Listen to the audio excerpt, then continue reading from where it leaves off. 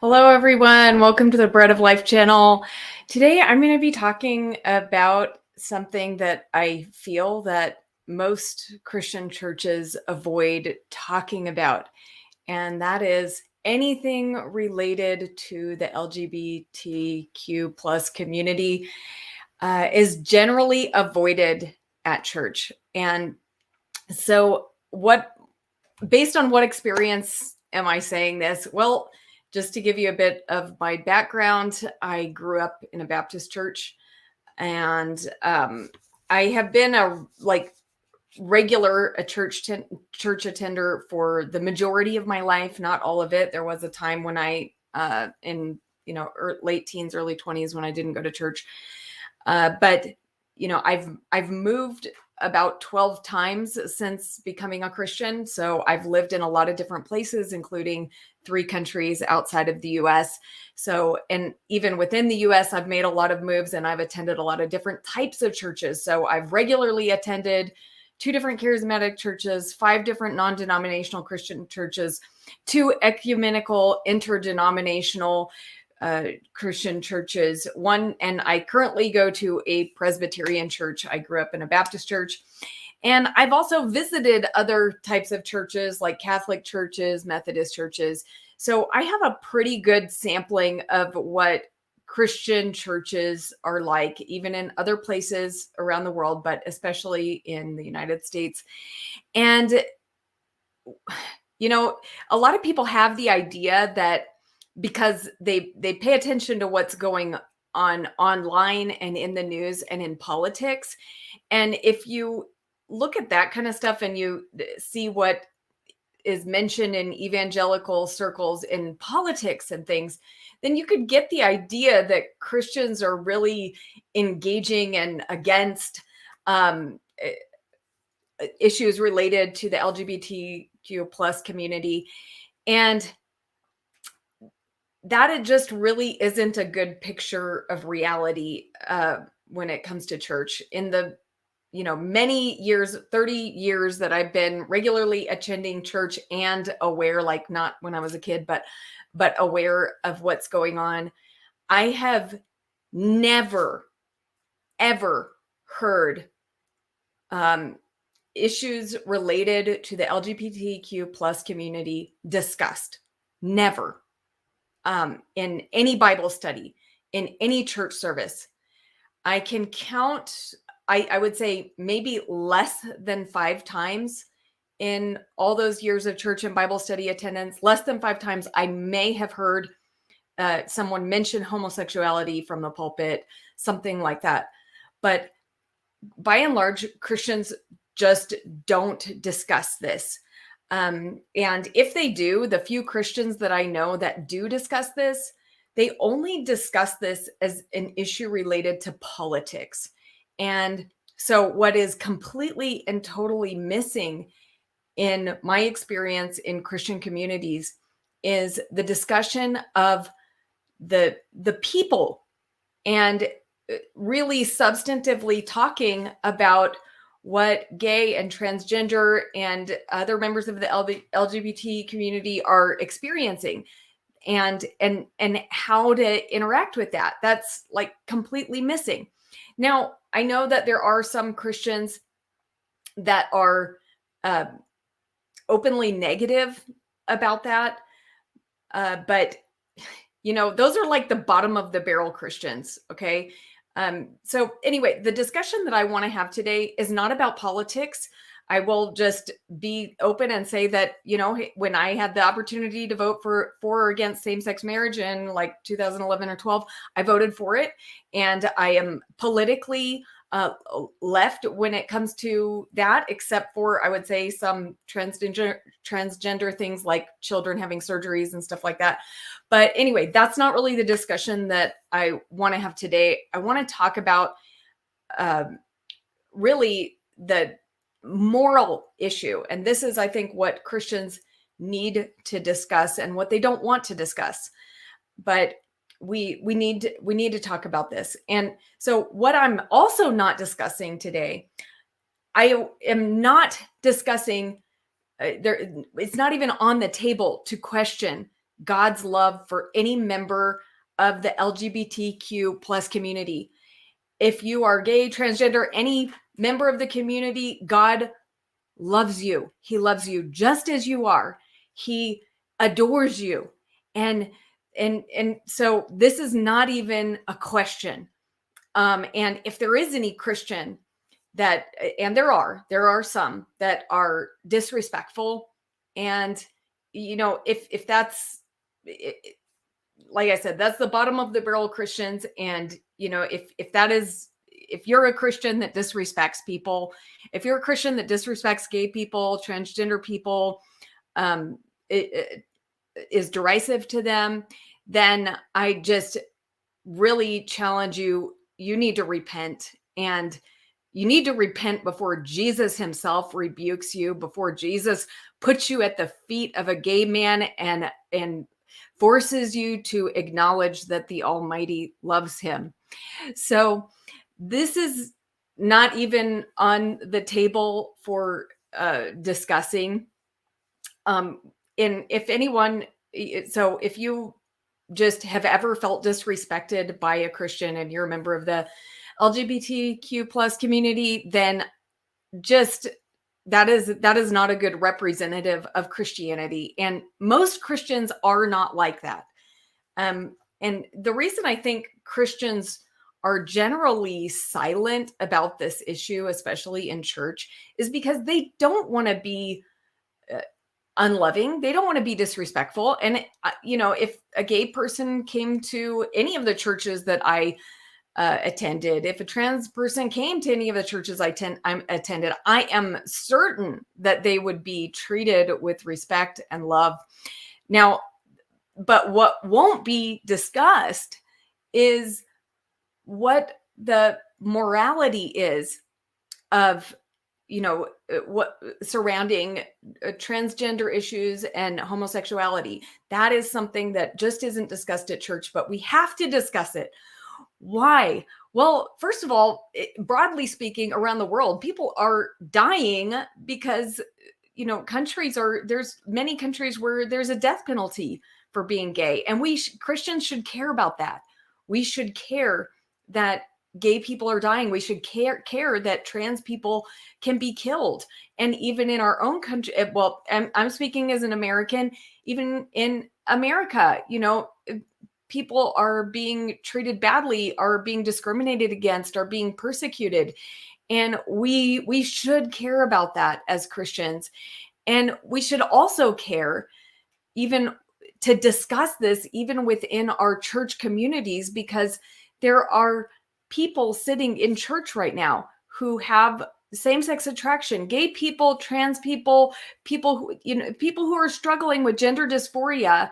And it's not right for the church to just not say anything about it, because this is a real thing that people are going through. And many people are sitting there in church wondering, does God hate me? Many kids are growing up wondering, does God hate me? And I know that there are some kids who have grown up in very fundamentalist churches where they are being told, very strong messages. And, but anyway, so that shouldn't be done in the first place. But what needs to be talked about is we need to be honest about what's happening with people and really wrestle through the moral issues.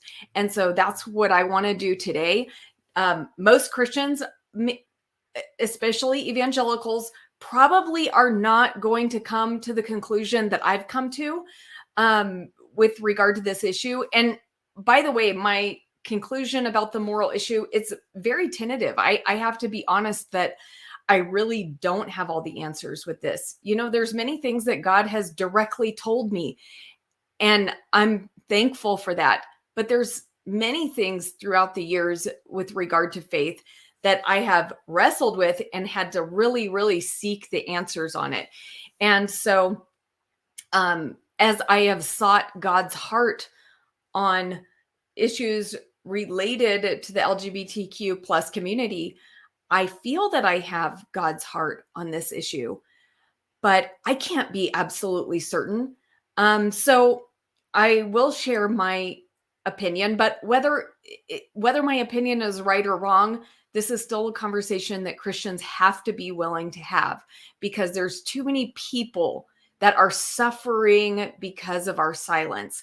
And so let's just talk about, let's see where to start. So there are a couple evangelical leaders that have discussed this online. Preston Sprinkle and Sean McDowell. I'm very grateful to them because they actually they did engage with this topic. They both wrote books on it, and they both seriously reconsidered what the Bible says about gay marriage and what the Bible might have to say about that. And they've engaged compassionately. Now, both of them, with their research, they came to the conclusion that gay marriage is not something that God allows, and that, marriage should be between one man and one woman. And so that's the conclusion they came to. And they came to that with, for some biblical reasons. And I've come to a different conclusion, and I also have biblical reasons. And so just, I also want to mention that as I'm sharing my perspective, I am sharing the perspective of an evangelical. I am an evangelical, and people want to label me as a progressive Christian, but if you look at and by the way, I like progressive Christians. I think they're wonderful. I'm not one though. And so I can't be labeled as a progressive Christian because I am an evangelical. And for those who aren't really familiar with what that term is, it really has kind of like two main things that make somebody an evangelical. Really, it's like your commitment to the authority of the Bible. Like, do we believe that the Bible is authoritative in what it teaches? And I do. And also a focus on sharing the good news of Jesus with the world. And that is definitely what I am all about. Progressive Christians are they're willing to accept revisionist interpretations of the Bible. That is not me. And they also are, more focused on social justice and environmental issues. And I care about that too. So I care about that, but that doesn't really primarily express what I am focused on. So I'm an evangelical too, and I've come to a different conclusion. So nobody can say that, hey, all evangelicals believe such and such, because I am one. And so this is the conclusion that I've come to. And today I'm really going to focus in on gay marriage. There's like a lot of things that we could talk about with regard to this, like, talking about transgender issues and gender dysphoria and everything. That really should be done in an entire video itself. And I plan to do that. I really want to have more discussions about this. And I welcome anyone who is part of the LGBTQ community. If you want to come on my channel, I would be glad to have you on, and you can share your experience. And so that, the 5 Christians who watch this channel will hear what you have to say. Okay, little joke, but anyway, I welcome more discussions like this. Today, I'm kind of going to be focusing on the discussion of whether or not gay marriage is acceptable for Christian practice. Okay. And because that's really the heart of this issue, is what is morality when it comes to sexuality. And so and this is the thing that I said Christians don't want to talk about, because a lot of them just don't have the answers, like I don't. And so it's easier to just not talk about something if you don't know what to say about it. And so, a lot of people just don't want to talk about the morality of behavior that, they're not sure about. So like, the Bible doesn't really say that much about homosexuality. It really doesn't. It doesn't say anything about a transgender. has nothing to say about that. So nobody can say, the Bible is against transgender. Like nobody can say that because it just doesn't say a single word about it. But when it comes to homosexuality, the Bible has a few things to say. Now, I've discussed those at length in the previous video I made, and I went through some of the issues related to interpretation with that. So if you are interested in looking at the few verses that the Bible discusses homosexuality, you can watch my other video. I'm not going to go into that today. But, when Sean McDowell and Preston Sprinkle dove into this, I think their main takeaway, the reason that they ended up saying, okay, well, we understand and we're compassionate for the experience of gay people. But they still said, but we need to hold firm on, sexual, like living sexually pure lives. And that it seems clear God's intention in the Bible is for one man and one woman. And, this is also, this is the way procreation happens. This is the way, it seems clear that that's what God intended for sexuality. And so I think that's a pretty strong argument. Now, I have another argument. I have an argument from the Bible also, though. And just to be clear, where I'm coming from is that I tentatively believe that God is probably okay with same-sex marriage. And maybe that sounds a little strong, but now I'm going to give you my biblical support for that. Okay. So let's read Matthew chapter 12. And so I'm just going to read the passage and then I'll talk about it. At that time, Jesus went through the grain fields on the Sabbath. His disciples were hungry and began to pick some heads of grain and eat them. When the Pharisees saw this, they said to him, "Look, your disciples are doing what is unlawful on the Sabbath." He answered, "Haven't you read what David did when he and his companions were hungry? He entered the house of God, and he and his companions ate the consecrated bread, which was not lawful for them to do, but only for the priests. Or haven't you read in the law that priests on the Sabbath duty in the temple desecrate the Sabbath and yet are innocent? I tell you that something greater than the temple is here. If you had known what these words mean, 'I desire mercy and not sacrifice,' you would not have condemned the innocent, for the Son of Man is Lord of the Sabbath." So what is happening here is that Jesus is actually saying, he's saying that David was right to break the law. When there was a law established, you can look at it in Exodus and Leviticus, that only the priests were allowed to eat the consecrated bread. That was law.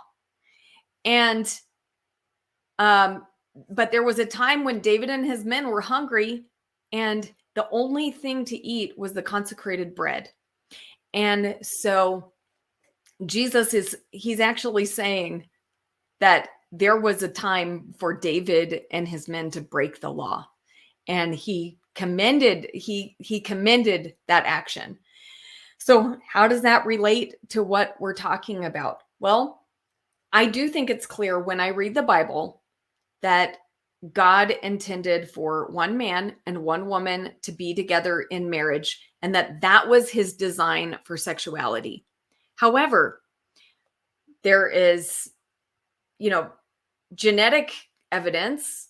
It's maybe not conclusive, but there's a very strong possibility that what gay people experience has a genetic basis, that there is something genetically going on that dispositions them to be attracted to the same sex.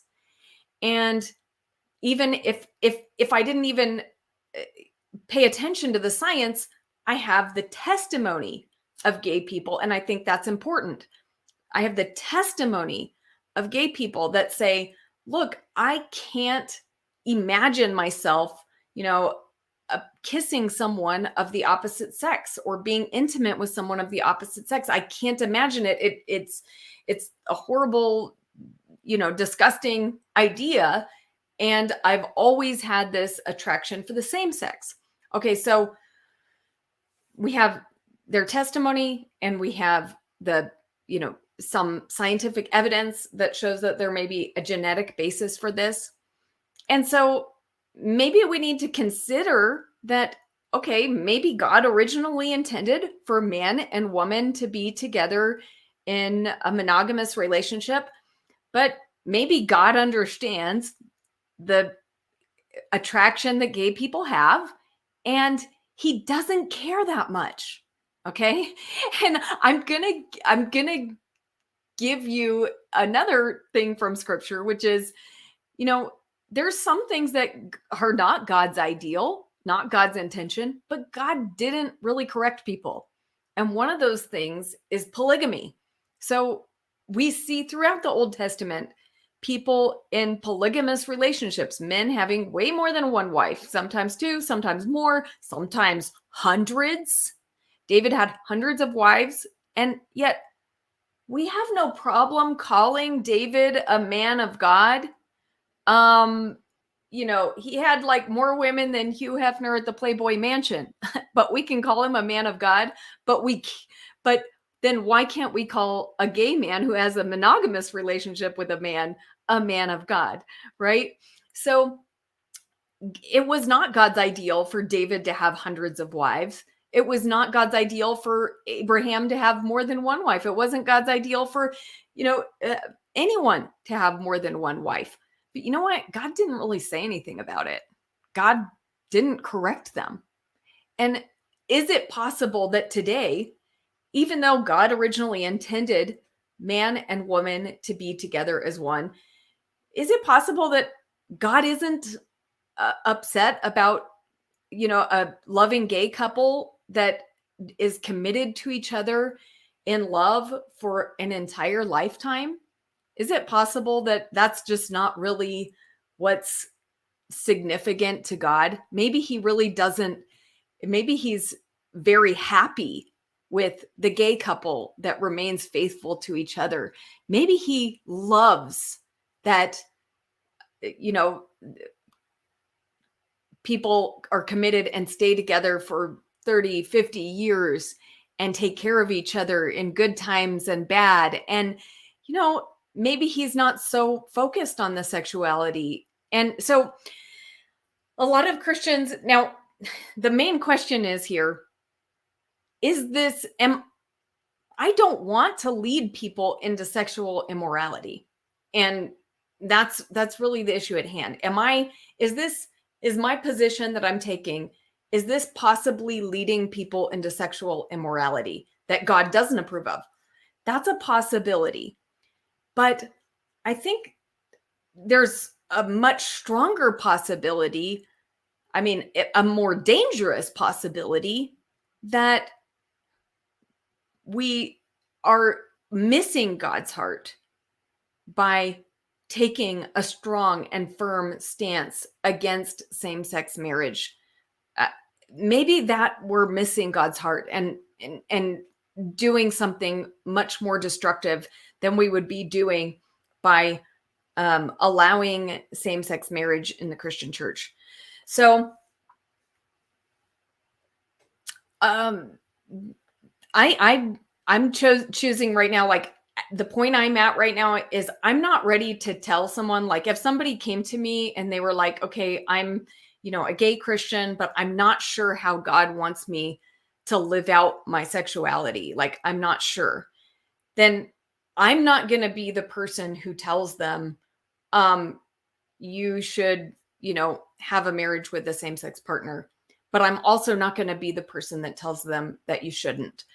What I'm going to tell that person is, hey, that's something for you to work out between you and God.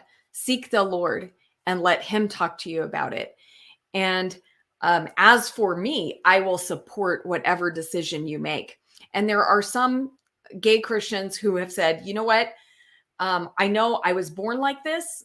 I know that I'm never going to change my sexuality.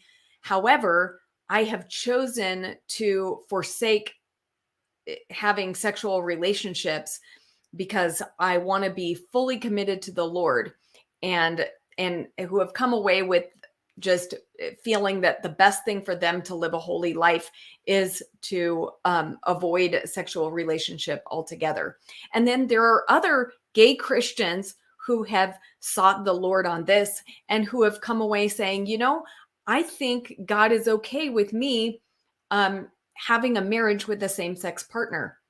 And so I affirm both of those positions. I think they're both beautiful ways to honor the Lord. And so that's where I'm at right now. And like I said, I actually don't have an complete answer on this, but that's the position I'm choosing to take. And I'm taking it for a biblical reason. And that is, under certain circumstances, it is okay to depart from what the scripture seems to lay out for us. And so if Jesus was willing to tell people it was okay to break the law, then I feel, based on that principle, that that's what I'm doing.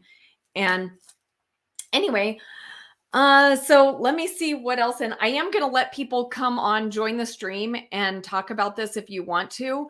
I will demand that if any Christian comes on here, you must be absolutely respectful with regard to the LGBTQ community. I'm not going to let anybody come on here and be hateful. And I wish I didn't have to say that, because like I said, most Christians are not going to be like that.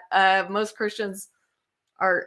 So if your impression of Christians is just from people you see on the internet, you probably you're just like, you're getting the bottom of what Christians should be like. So alrighty, now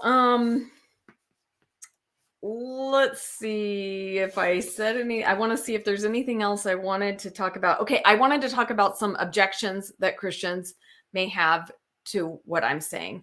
So I'm saying that I am, affirming the possibility of same-sex monogamous marriage.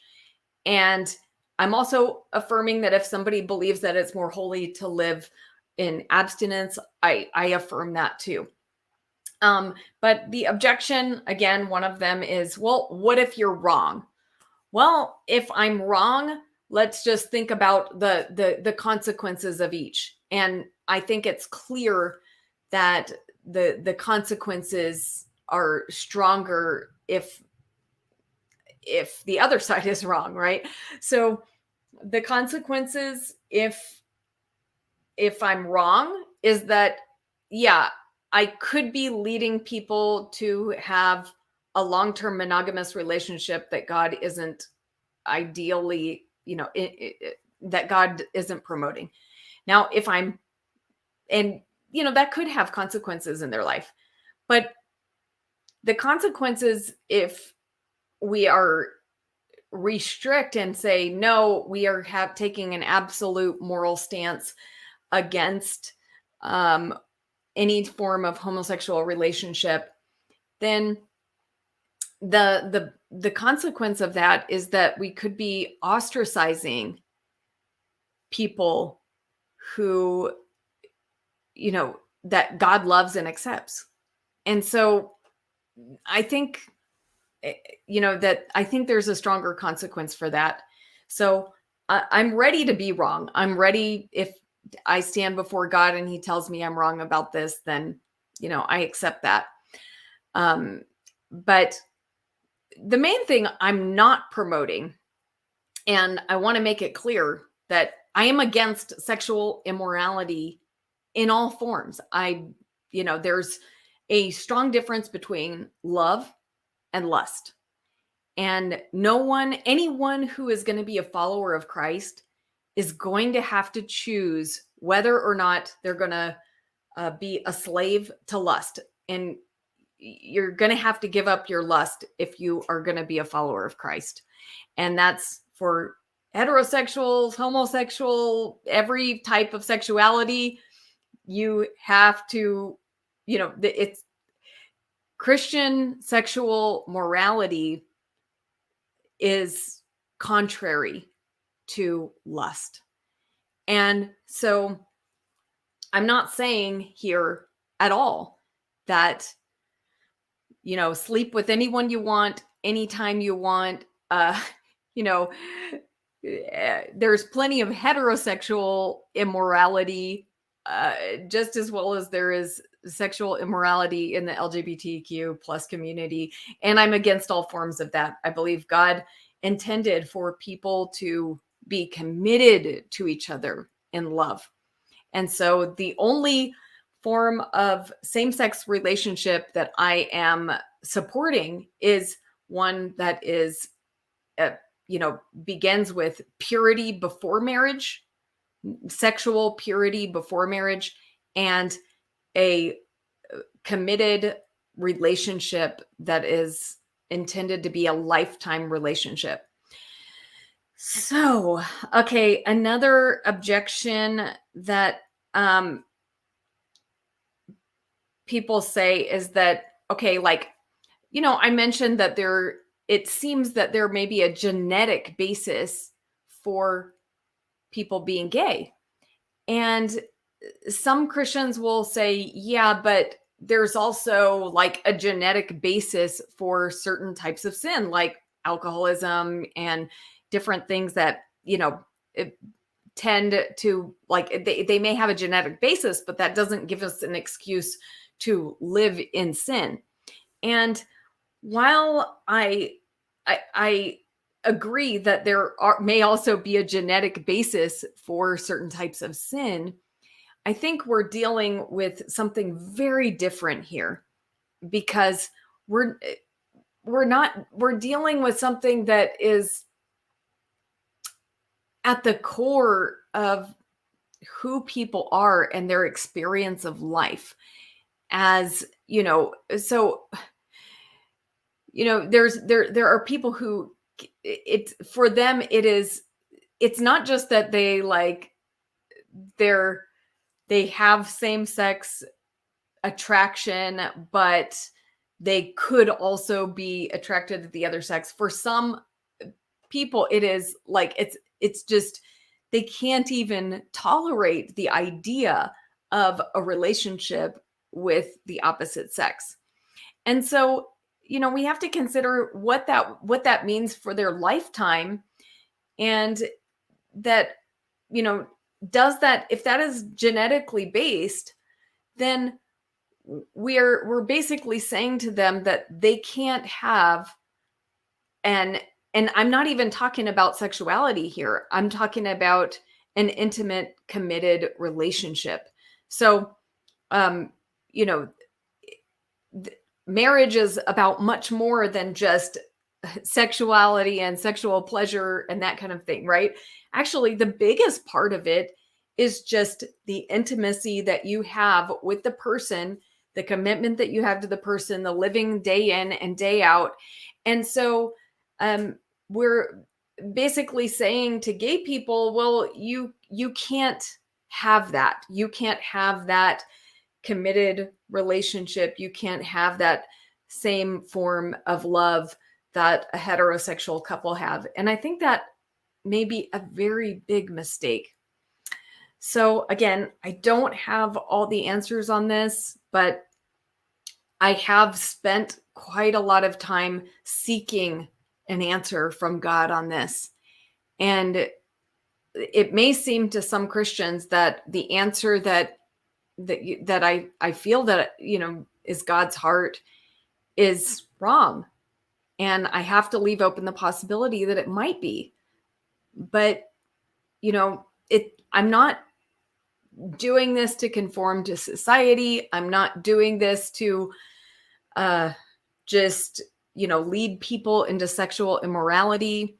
I recognize the horrible things that sexual immorality is producing in our society. And so I definitely don't want to lead people into sexual immorality.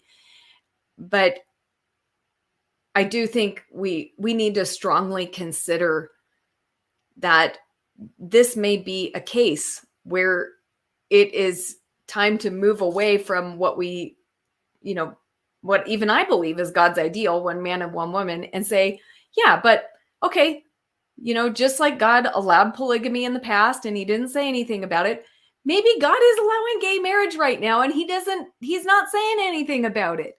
Maybe it's not that important of an issue. And I really hate to see the church be silent about it, and also to take a firm stance against it without having the discussion. Let's talk about it. All right. So I am going to just let people come in if you want. And this will be a time where I will be quick to kick people out if I feel like there's anything disrespectful happening. So, but I hope that won't happen. And I'll just say hi to people while I'm waiting for anyone to join. So hello to KCA Randy, Cameron, Spartan Theology. Awesome. Good to see you. Seamus Crawford, YouTube Punk, BS, Captive Desk, Dave. Hi. Travis. Good. Gorgeous Roddy Chrome. 0125AR. I've been seeing that around lately. I don't know who that is. All right. Bro Guy. Good to see you. The I am. Oh, okay. Jamie Russell's coming on. Oh, good. Jamie. Thank you for coming in and talking about this. Well, yeah, I think the big question that's difficult that I struggle with this issue is what exactly about quote unquote being gay is sin, or that's the question for me, because it's like the genetic question: are you born a certain way? I think let me think about it for a second before I say anything. But okay, cool. So let's see. Okay, here's a question from Spartan Theology, Bread of Life. Do you think queer people are qualified to be in church leadership? Yes, I do. And I think that people who like that churches should be very clear. I'm going to make another video on this, by the way, about how churches really need to be clear with people from the beginning about their stance on these issues, because too many, queer people are entering church and feeling accepted because everybody's being nice to them. But then as soon as they want to serve in leadership in some way, then the pastor suddenly wants to talk to them and confront them about their sexuality. And so that shouldn't happen. Like, people should know in advance, not only are people going to be nice to me and respectful, but are they affirming of my sexuality, and are they truly embracing me as I am, or are they thinking, you're in sin and you need to repent? So churches really need to be clear about this. And I think it's good if a church posts it on their website and makes their position clear. So I'm not a leader in a church right now. I am an ordained Christian minister. And, but if I had a church and I was the leader of a church, I would affirm queer people in leadership for sure. Rebecca, I know, like when I was growing up, I'm trying to remember what my pastor said about if the question is, church discipline, is there, if there's a bunch of teenagers that are living together and having, they're not married, let's say, and like the question becomes like, what do you do with that? Because you want to bring people in, and like the church is a hospital sort of thing, cliche or whatever, but also you stand for, I guess against, kids living together, right? Young people or whatever, and taking a relationship seriously. So like, what would your position be on that? Oh, yeah. I mean, it would definitely be something worth confronting. I mean, I think, but I think I would be welcoming to all people coming into the church, but at some point, I think if they are living in a sexual relationship outside of marriage, it does need to be confronted. So, I wouldn't just not say anything about that. Yeah, I think those are the kind of questions where you can't just let it go and just like, and then pretty soon it just, then it's like, oh, let's go to the church where it's okay to like, this and that or whatever. And you got to put your foot down at some point, but you also want to be accepting of people. I think that's where it starts to get difficult, where those lines meet. Yeah. Because then I think that with some churches, it's like most churches that I'm familiar with or known pastors at, it's like they would want to welcome, even if they think they're against gay marriage. They want they think the Bible teaches that.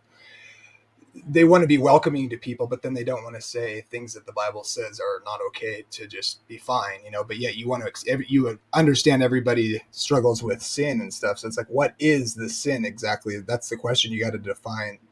What is, I mean, because obviously someone having homosexual attraction, I mean, most people want to have some sort of compassion for those people, even if they think it's, wrong or whatever.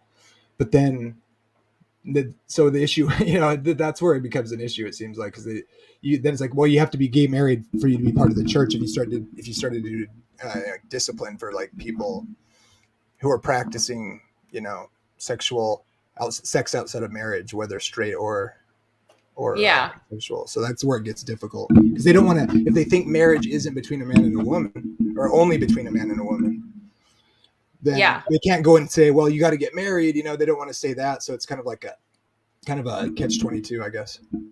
Yeah. Hi, guys.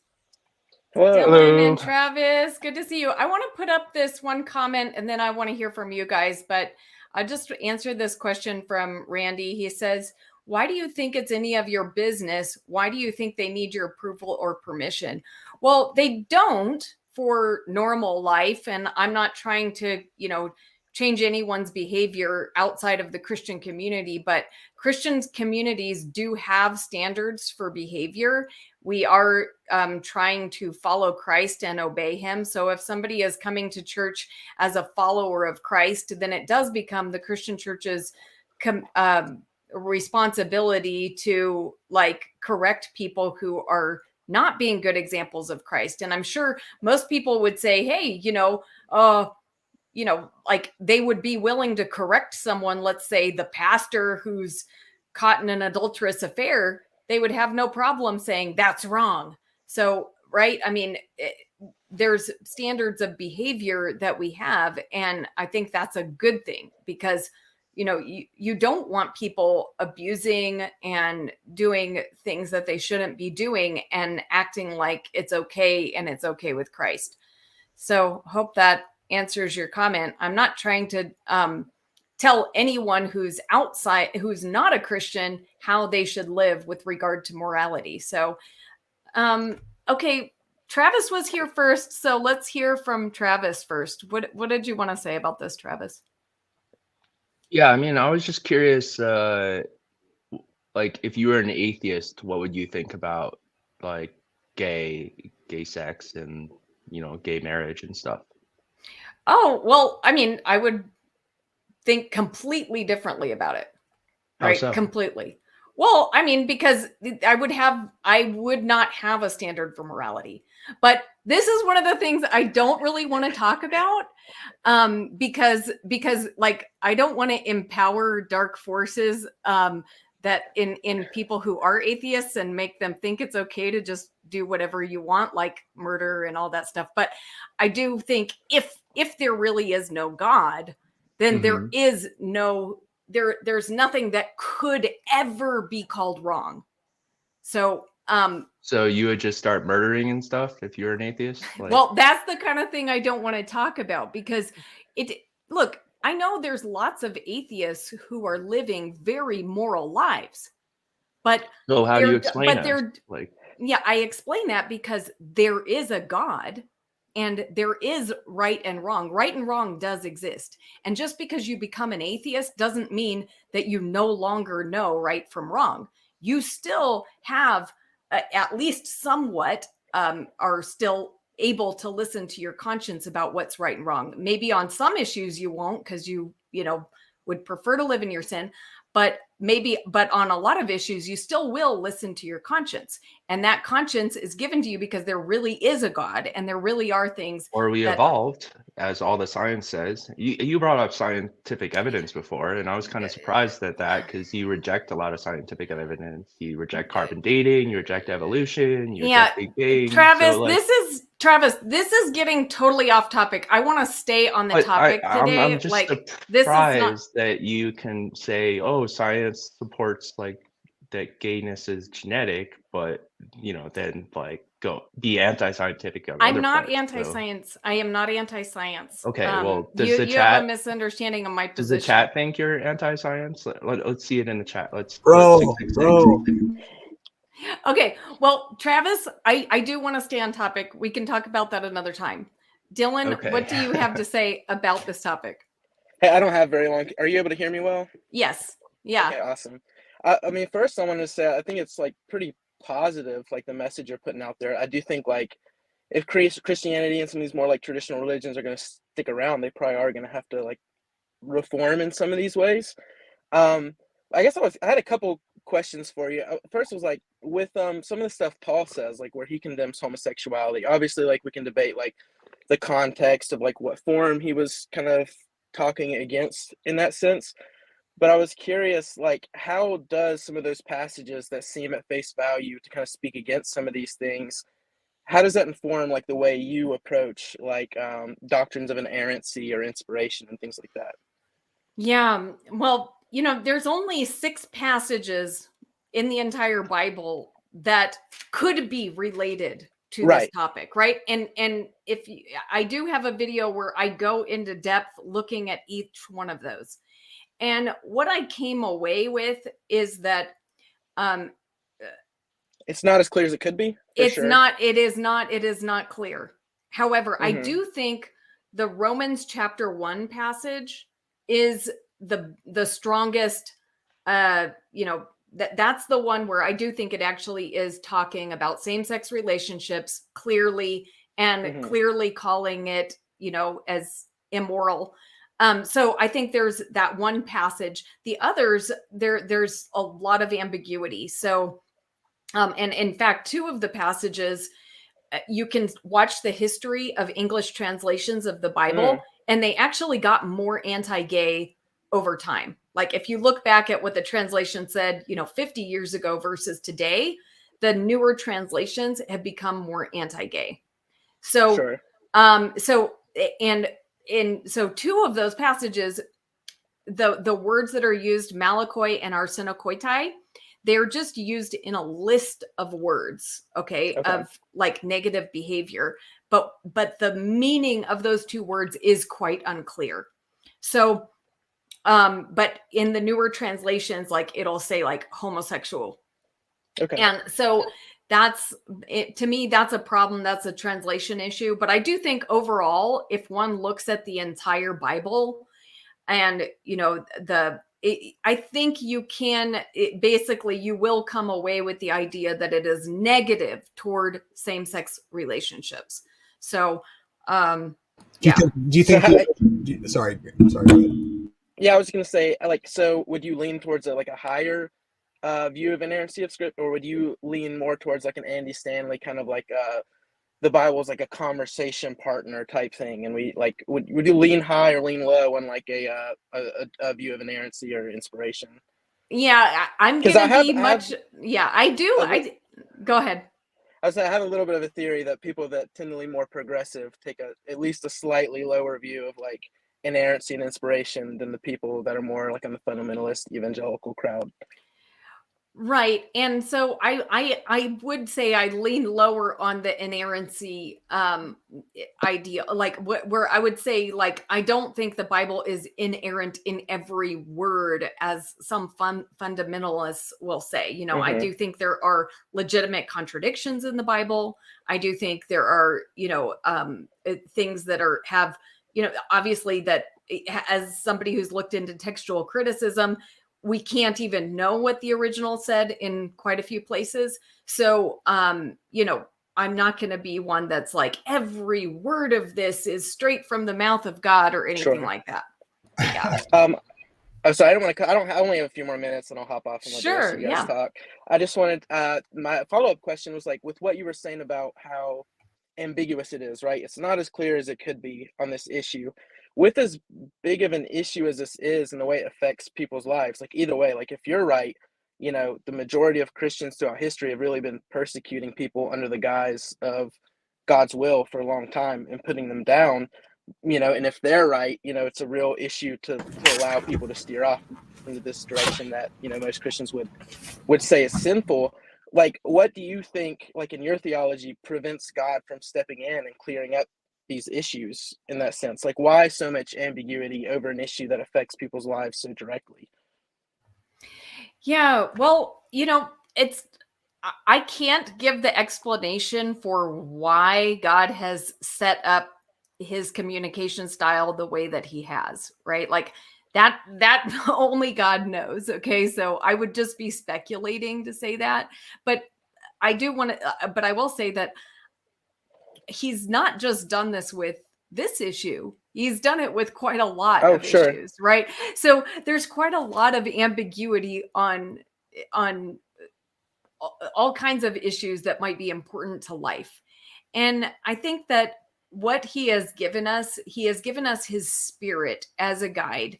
And, the Spirit is guiding us to the knowledge of Jesus Christ, God's love for us. He's guiding us in righteousness. And if we're responding to the Holy Spirit, we will be drawn to love for one another, and will be drawn to love for God. And I think that's God's primary thing that he is communicating to the world. And so that's like it, like other things, they may impact life, but like, if you have those two things, if you're being guided in love, then you'll come out all right. Sure. And I don't want to seem too like jabby at that. Like, I get what you're saying, but, like, would you not say that people of all denominations on all sides, because I think you can find Christians on any side of a moral or political or theological issue, but I do feel like all denominations or sects kind of equally claim to be following the Spirit and how they arrive at their conclusions. Like, there's not that many Christian sects that would disavow the power of the Holy Spirit or the need to seek the Spirit, yet they all end up in, like, really every conclusion, like, people of other religions also say the same thing, right? So how would you say, like, what would be a method that you would use to discern the Spirit in a way that wouldn't lead to every conclusion that you could like reliably follow to get to the accurate conclusion, other than like your internal emotions and how you might feel about a given political or moral issue? Well, I don't have a systematic way of doing that. So, my way of doing it is to ask God and to seek answers, and so Scripture, gather, right? Too. Yeah, absolutely, of course. That helps. Yeah. But, like, how do you determine whether it's just like a thought in your head or like a thought coming from God? I think is what Dylan's is saying. Like, if you don't have a way to differentiate them, then, like, it could just be a thought that you thought up. It could be your own inspiration. Even what you're saying about, like, Scripture, like, how do you know it's just a thought in your head that may or may not line up with Scripture? Or, like, in this case, I think you kind of admit that, like, overall it seems to take a somewhat negative view, like, towards the topic. So how would you differentiate, like, a thought you have that, even if it does line up from Scripture, versus something that was imposed on you, the Holy Spirit, that you were leading?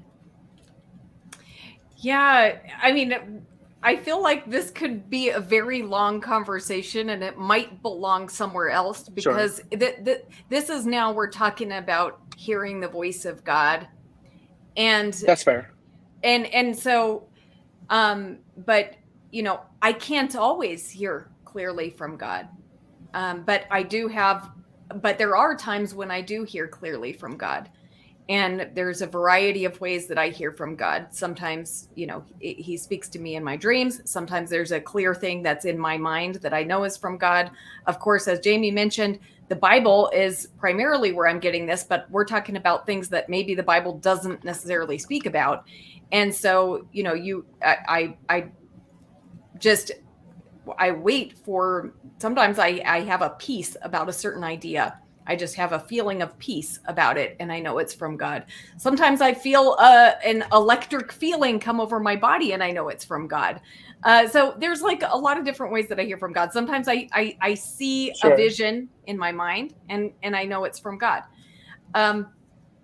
Yeah. So does that ever lead you to like feel like other Christians who come to like a different conclusion on same-sex marriage, for instance, that they are being disingenuous when they claim to be searching the Spirit? Like, do you think if they were earnestly searching the Spirit and not being ingenious about it, they would come to a more similar conclusion to you?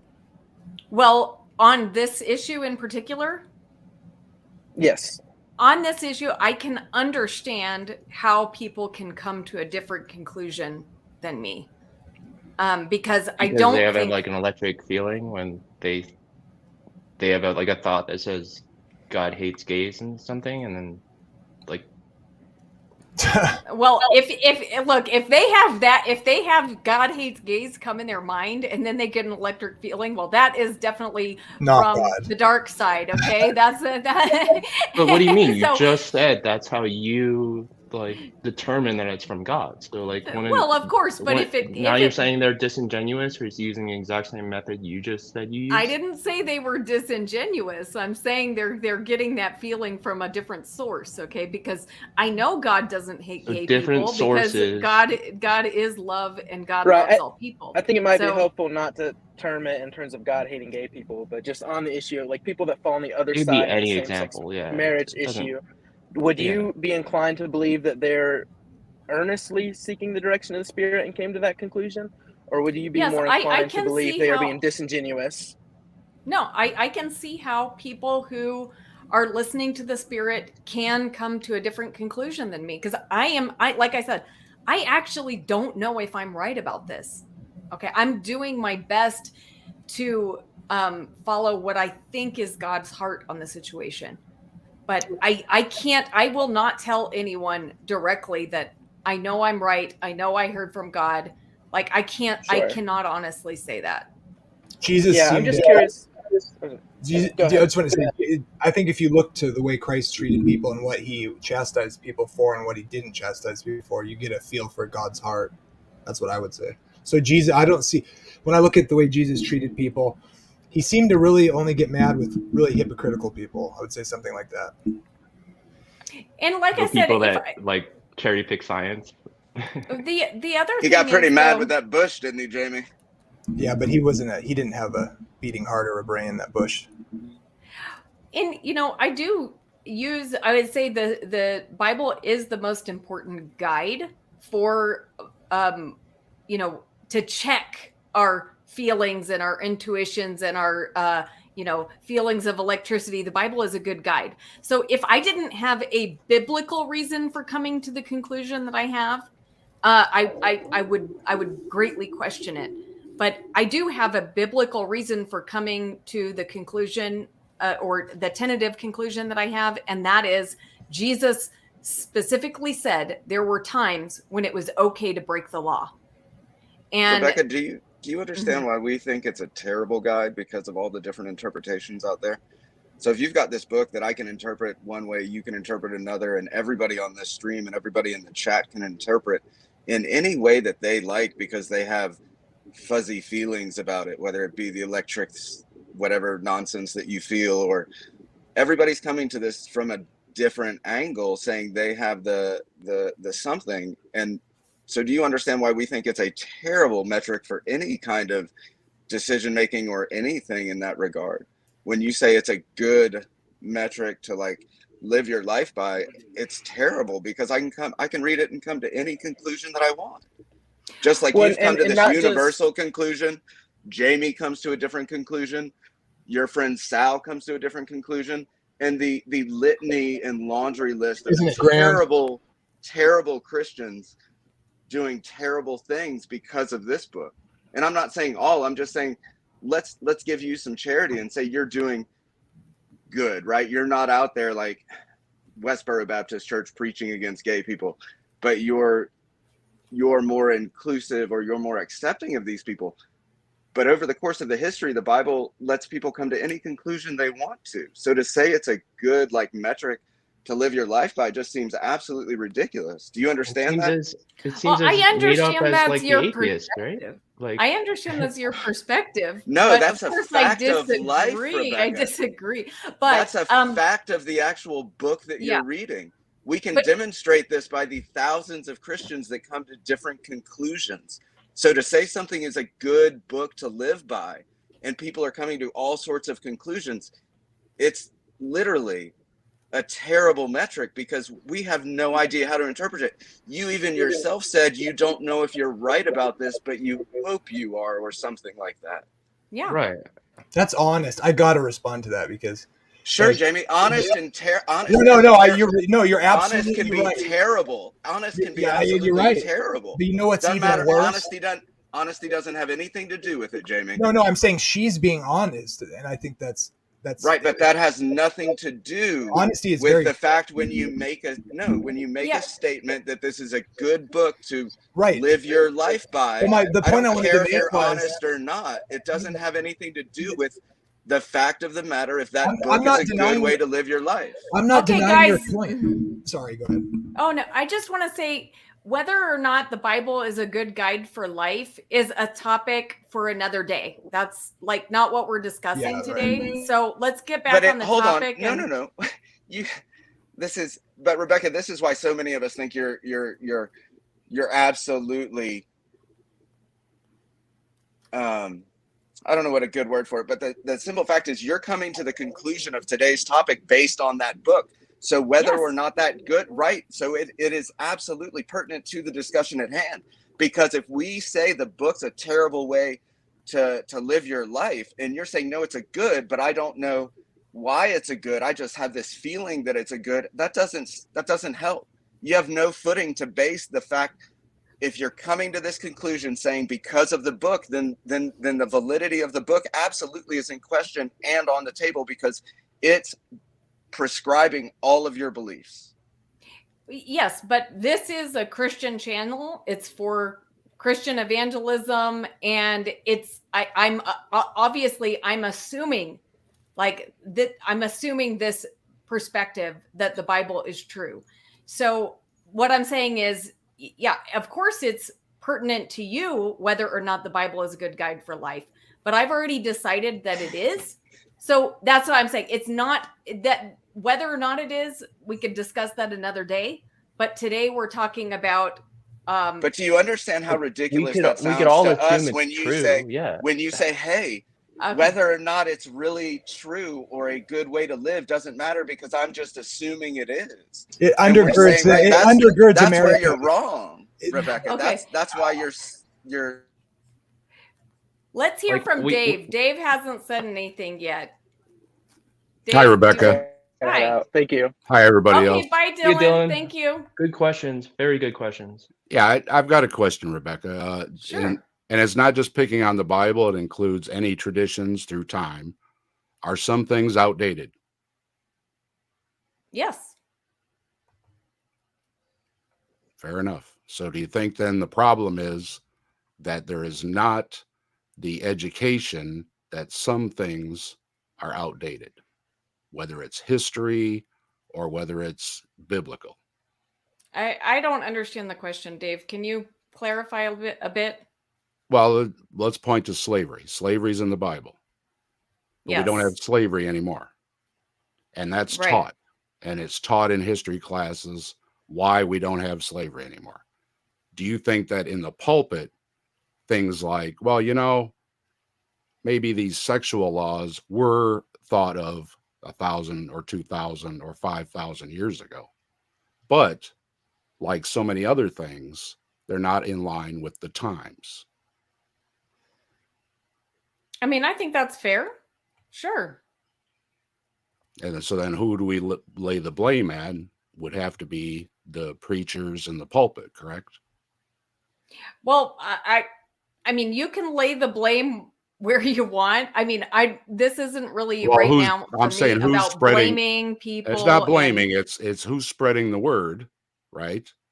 You're supposed to be educating. And just like I said, I think there's a lack of education from the pulpit explaining, yes, the Bible has many of these old stories in them, but that doesn't mean these are how we're supposed to be.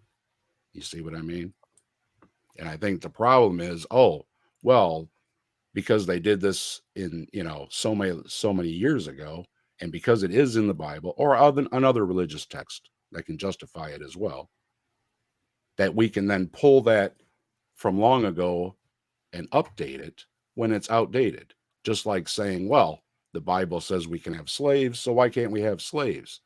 And you would agree, and almost everybody in the pews and pulpit and everybody would all agree, no, that's wrong to have slavery today. Right. Yes. But I don't think that is the same language that is expressed about sexual immorality laws, even if it's well defined. Let's say it says you can't do A, B, C, D, E in the Bible, that these are outdated. These are things of the times. These are not things of today. And if that's not being communicated, then it needs to be. And I'm not, you can say blaming somebody, but I have to blame the people that are in the pulpit who do bring up LGBTQ things often, even if it's not in all churches. But you don't hear them at the same time saying, oh, by the way, and let's have slaves too. See what I mean? So that there's not the education that's coming from the sermons. Responsibility, Dave, may be a better way to put it, so that it's more responsibility is fair, right? Because she's going to have problems with the word blame, right? Right. When it comes to the Bible. And sure. I'm not trying to pick on anybody. What I'm saying is that overall, it has to be overall that if you're going to bring up things, that you have to bring up things to update people on this very old book.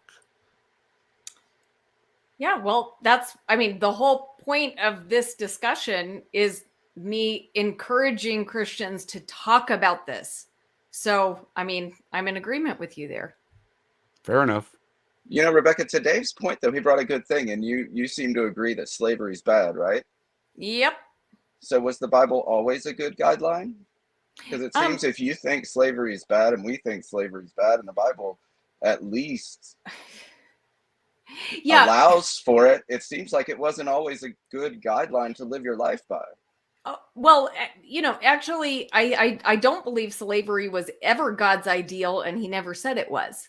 Well, that's not what I really asked. That's not what I asked. Look, I feel like you're taking us too far off topic, and I've asked you repeatedly to stay on topic. So I'm going to have to say goodbye, but I hope you'll come back. Maybe we can talk about that another time. But I'm happy to stick on the homosexuality because it does the exact same thing, right? So it's an analogy to if it's demonstrably understand your thinking on the process. Yeah, Travis, I wasn't trying to derail the conversation. I'm just trying to get at the heart, because you have your beliefs based on this book, and you're saying it's a good guideline. So when we talk about homosexuality and the way that Christians across the board view homosexuality, they're all getting it from the book, and they're all interpreting the book differently. So they're taking this thing that you believe is a good guideline to live your life by, and some are coming to one conclusion, others are coming to a wildly different one. And that's all I'm trying to point out. I don't think they're getting it from the Bible that out, necessarily. Sorry, Rebecca. No, I'm sorry. Anytime we corner you on an analogy, you're saying, "Oh, we're getting off topic." It's like, Travis. Travis, I've had you on. You've been on my channel like so many times, and we've gone around in circles on a lot of these topics, right? I know. So I think it's cognitive dissonance. I don't know how else to Oh, it explain is. It is.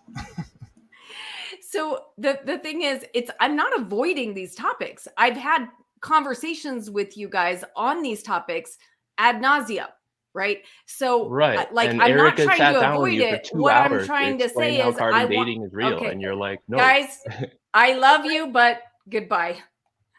You're not staying on topic. Okay.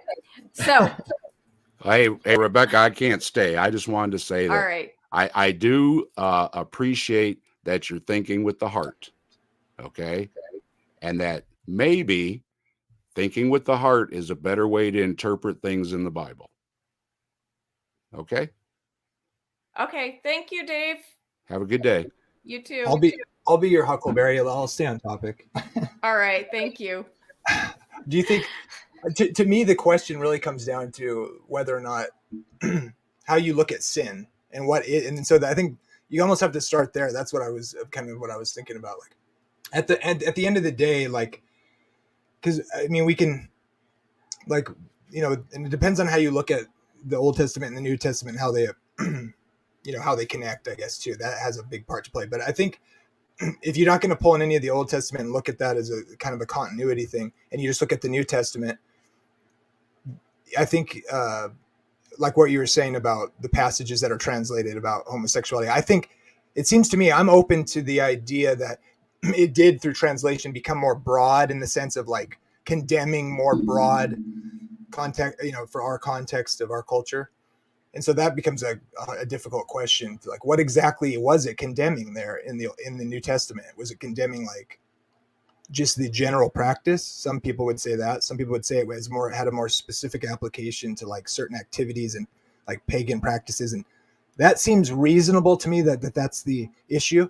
And so, but then it comes down to like, what do we accept and say is okay, right? Because you need like the standard, it seems to me. And that's where you have to start. I don't know. What are you going to say is unacceptable? My church would tell me if I was living with my girlfriend outside of marriage, I was not, I forget exactly. I wasn't know if I couldn't come to church, but I couldn't participate and stuff. And I wasn't sure how to take that sort of thing, So I don't know. I think it does get difficult in kind of like an individual circumstances. It's down to, a pastoral, I don't know, individually, I guess. How are you going to treat people that are living in what you define as sin from scripture, I guess? So it's hard to like make generalizations. Is it sin to think about homosexuality, or does it, most pastors would say just don't act on it, right? Or something, whatever that means. Yeah. And,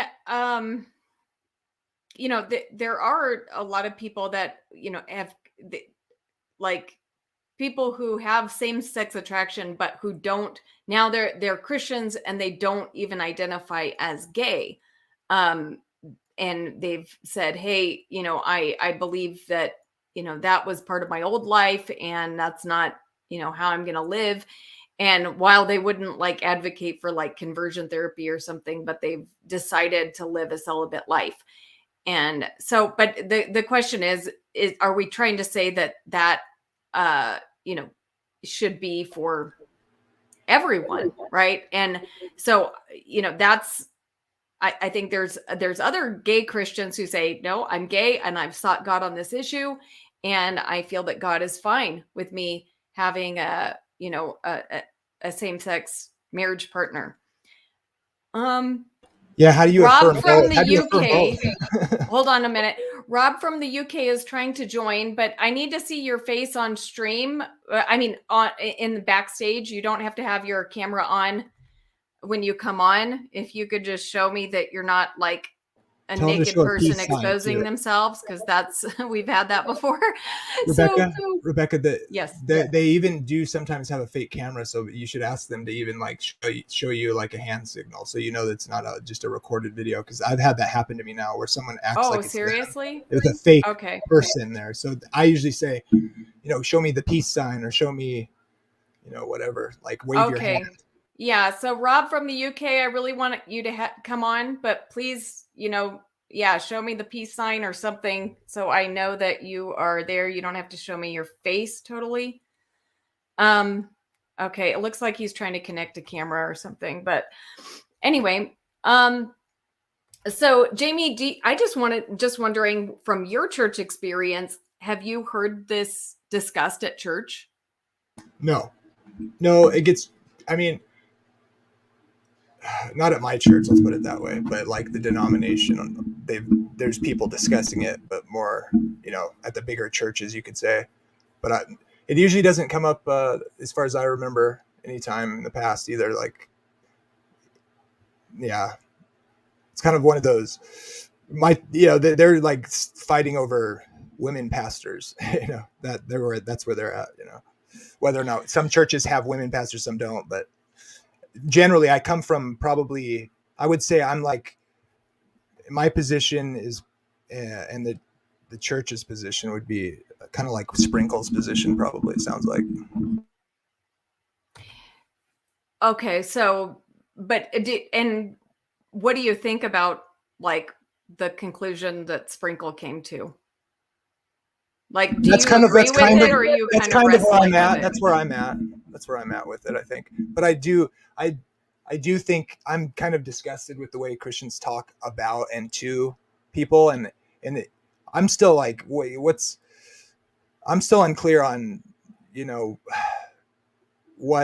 how to look at, like with the transgender thing, because there's kind of a contradiction for me in the way to look at this, or how you could look at, same-sex attraction. And because on one hand, people are arguing that you can, it's fluid kind of thing, like you can choose it. And then other people are arguing that there's a genetic component, or like it's a natural, so quote unquote natural tendency or something. And I'm not sure how to look at that, because I want to have compassion on people for like, if it's a struggle or whatever, sorry, I'm all over the place. I'm not sure. I want to be careful, right? Because there's certain sexual immorality to me seems to be kind of like a drug addiction, or it can be.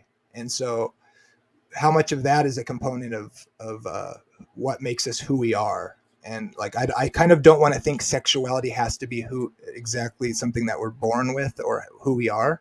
But at the same time, I think that it's kind of undeniable that we have tendencies that are just how we're born to some degree. Hello. Yeah. Hey, Midnight Sparkle. Good to see you. I kept turning on my camera on and off, and like, oh shit! Hopefully you get what I mean. I'm not sure how much of it is like, how much. I mean, I don't even want to blame an addict for being in the predicament they are. We should have compassion on them for an analog example. But So at the same wait, time, are you equating being homosexual with an addict? no, Wow, I'm not. That's not my point. I'm saying like that, like whether it's straight sex or whatever, like you can get into a practice that's like an addiction, and I'm not sure where those things, whether sex straight or not. I'm just saying, there's a genetic component, and there's like something you decide. So I don't even know where those two meet, is what I'm trying to say. What you're trying to say is that it's nature versus nurture, when the argument should be nature and nurture. How much of nature is there versus nurture, right? Exactly. Right. And we should have compassion no matter what it is on people. But the question is, we still should hold a standard based on Scripture, because God knows best. I mean, but how far does that compassion reach, right? If you have a killer that kills, that kills 30 women, right? Many people are gonna look at that, are gonna look at him or her as a monster, right? They're not gonna have any compassion for him. They're gonna be like, you know what I mean? They're like, I get what you're saying, but people's compassion only reaches so far, right? Now you could say that the killer, the killer had a genetic predisposition, and the nurture just brought out, those dispositions. But you know what I mean? It's it's insane. All right, it's really, I don't know. I don't have all the answers. I don't have any answers, obviously. But yeah. I didn't want to be. I don't want to be offensive in trying to say like it's being homosexual is like being whatever. I just mean like it can be with straight people too. It's just I don't know how fluid sexuality really truly is, as far as it seems that people have a tendency to be straight, like even at a young age. You can kind of sense, you can see certain traits in people that are from a young age before they're really sexualized, perhaps. And I don't, does that suggest that there is a genetic component there? I don't know. I'm not sure. I mean, personally, I've always found both men and women attractive. I I never really let the other part out. I always only showed attention to women, but I did like both. I just, you know what I mean. When I was younger, I was like, I can't really show it because I don't want to be made fun of. But now I'm like, who cares? I like men as well as women. So what? I mean, Thank you for yeah. being open about that. Yeah, well, Hi, Rob. Rob UK. Wait, who's Rob UK? Well, I hope to hear from him. Rob, did you have something you wanted to talk about? I don't know. His mic is not seeming to be working. I guess not. We see your mic on, but we're not hearing you. We can't hear you, Rob. Okay. Well, maybe maybe try resetting it. I sometimes I'll kick people and let them come back in. And I have a bad feeling. I'm feeling nervous. Yeah, I'm kind of nervous here. He's just waiting for the right time to pour bomb you. I don't know. You think so? I don't know. I'm just not talking. Getting nervous? I don't think so. But... Okay. Well, there were some questions that came up that I will put up right now. Hold on. So you might want to put him backstage just to be, until we can hear from him. Okay, Rob, let us know when your mic is working. Okay. I like that question. So yeah, B.S. Lewis asks, if someone is gay and they choose to have a godly monogamous heterosex, are they lying?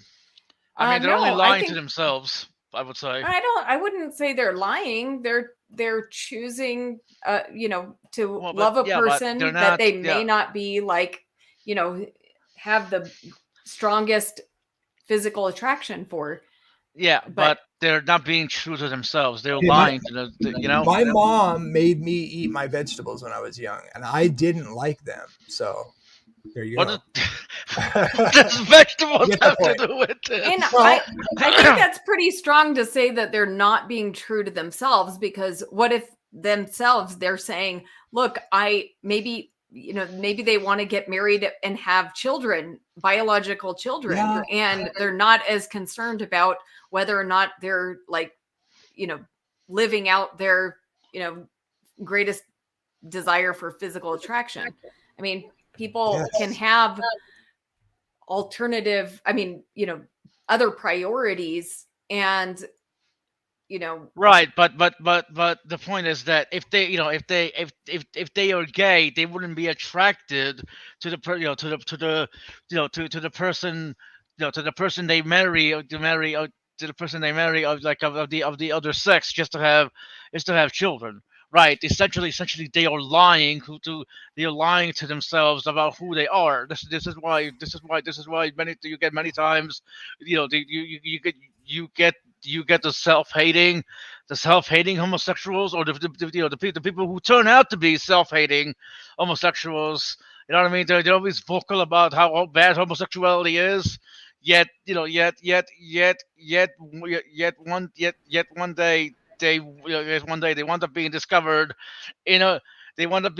in a hotel room. They wind up being discovered in a hotel room with like a male prostitute. Well, that's funny because I think that's the person I'm thinking of, Ted Haggard, right? So what's the problem? Like, what makes us who we are? That's the question.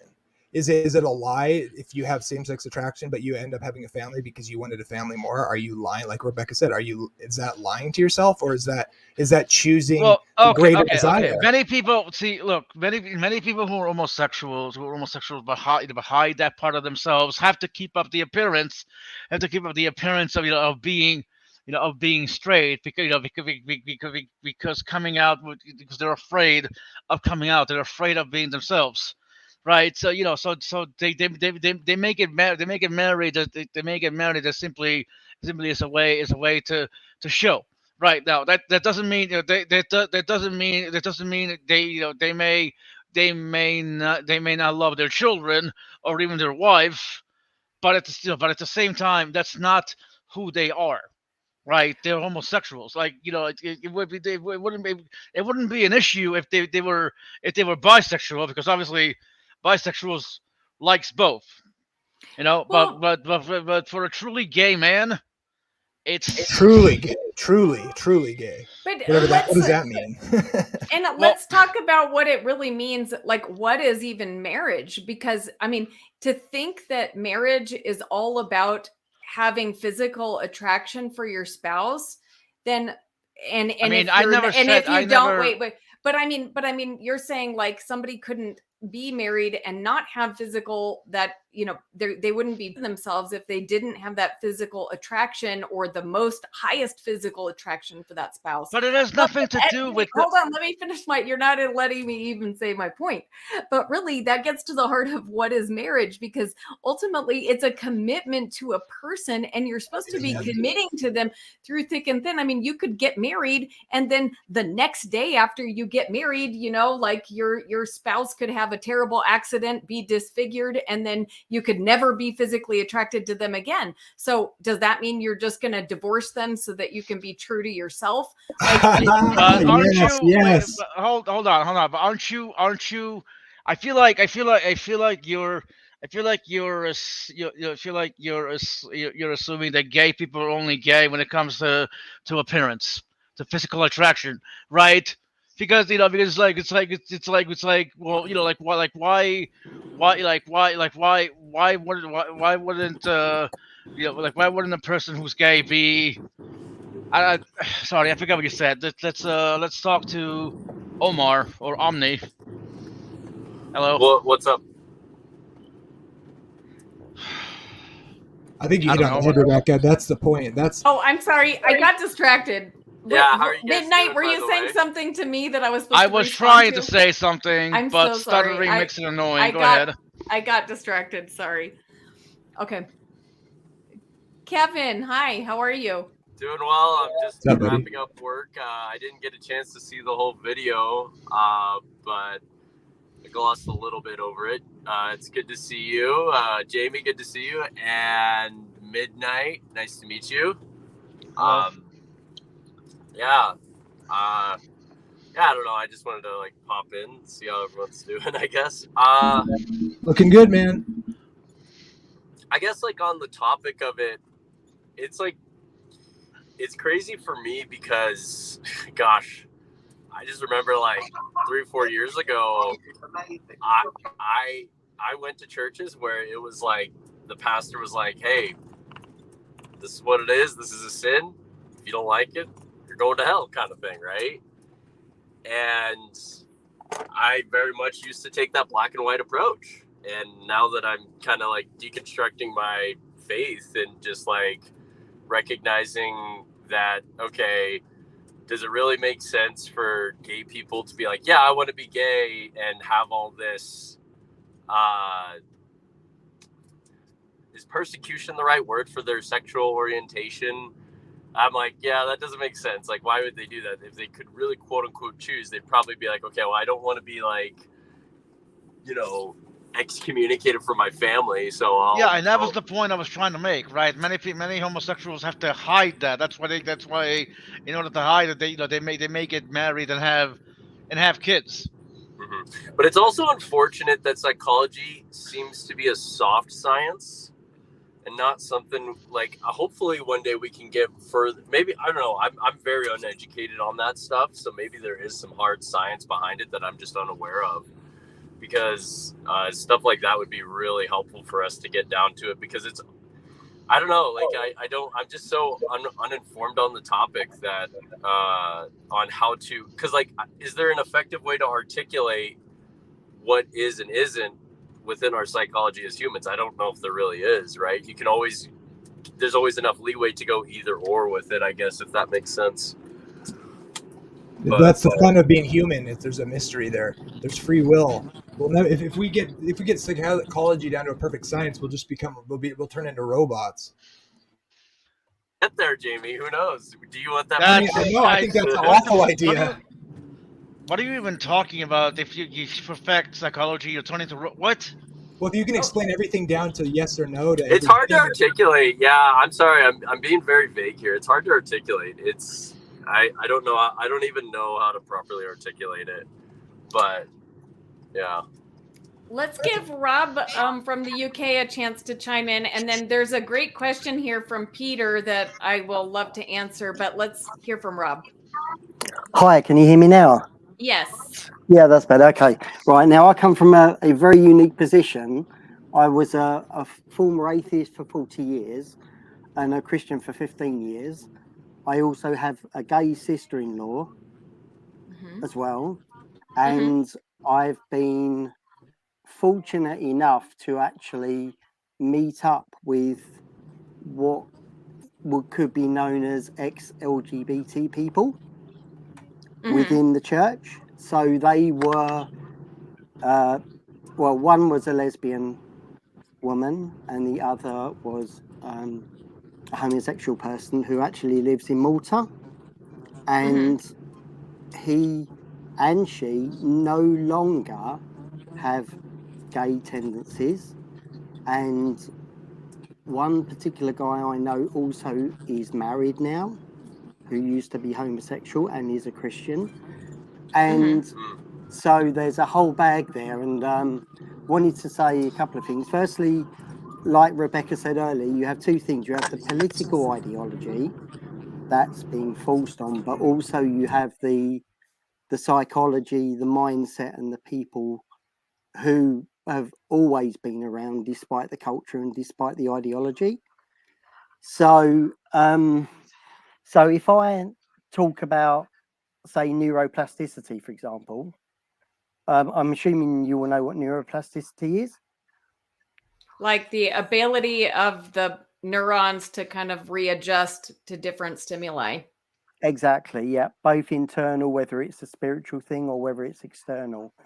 So if you're going to take the LGBT stance that gender is fluid, say, for example, then just based on neuroplasticity science, if you are gay, then you could become a heterosexual person, which I personally know people that are, and it could go both ways depending on behavior and the wiring of your brain. And if you were to look at it from a biblical point of view, the Bible talks about be renewed by the renewing of your brain. Yeah. So when you look at it from a sanctification point of view, what the word renewing means, the biblical word, the Greek word for renewing actually means renovation. So you're being changed and being renewed in your mindset. So the people that I particularly know that were Christian, or they were homosexual and non-Christians, they then became Christians, and then over a period of years then lost their tendency to be homosexuals and they started getting involved in heterosexual relationships. So I would say from a spiritual point of view, they spiritually changed under Jesus. Yeah. So that's one aspect that I can talk about. The other aspect I can talk about, obviously, is from personal experience, because my sister-in-law is not a Christian. She is friends with us. She understands our position regarding, you know, homosexuality and the behaviour. And we still have a loving relationship, and we are still friends. And society likes to spread the idea that gay people aren't friends with Christians and vice versa, which obviously is a myth. But it's like society is trying to like force this separation between the two. So and I mean that's happening in culture anyway. So if you take what they call the oppressor and oppressed, if you know what the oppressor and oppressed distinction is, narrative, yeah, where you basically separate two groups of people and you make one group the oppressor and one group the oppressed, and that's happening in society. So you're breeding a divide and conquer. And like Rebecca said earlier, if you're a Christian and you come into a church, long before what was called the LGBT community, anyone could come in, and obviously people would either acknowledge their sin or not. They could have a belief in Jesus and God, and then you'll hear, depending on which churches you go to, that you're a sinner, that you have certain habits and things like that, and that those habits aren't ideal to how creation was meant to be, etc., etc.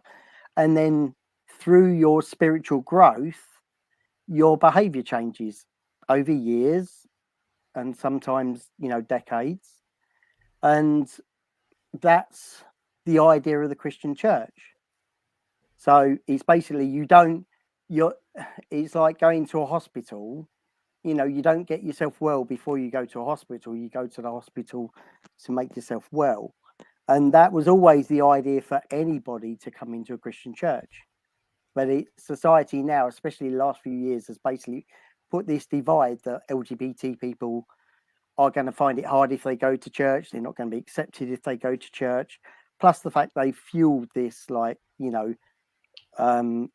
extremist Christian attitude that you have to stop your sin before you come into church. So, well, now, do you think, because I said earlier, I have like a lot of experience with different Christian churches. I've moved so many times that I've been part of a lot of different denominations and things. And none of the churches that I've gone to would not be loving toward gay people or trans same people. here. So same here. Every church I've gone to would accept them in. Yeah. Right. So, that's not the impression you get when you watch the news or hear the politics about it. Yeah, but that's part of the agenda. If you're trying to breed a particular society, then you're going to feed that agenda. Through the culture, the agenda is against Christianity, and that's growing. And that I can relate to that, not just to do with this subject, but what I call militant atheism. So the growth of militant atheism on the internet, and I distinguish normal atheists because I used to be a normal atheist, and I never had any issues with religious people, live and let live, etc., etc.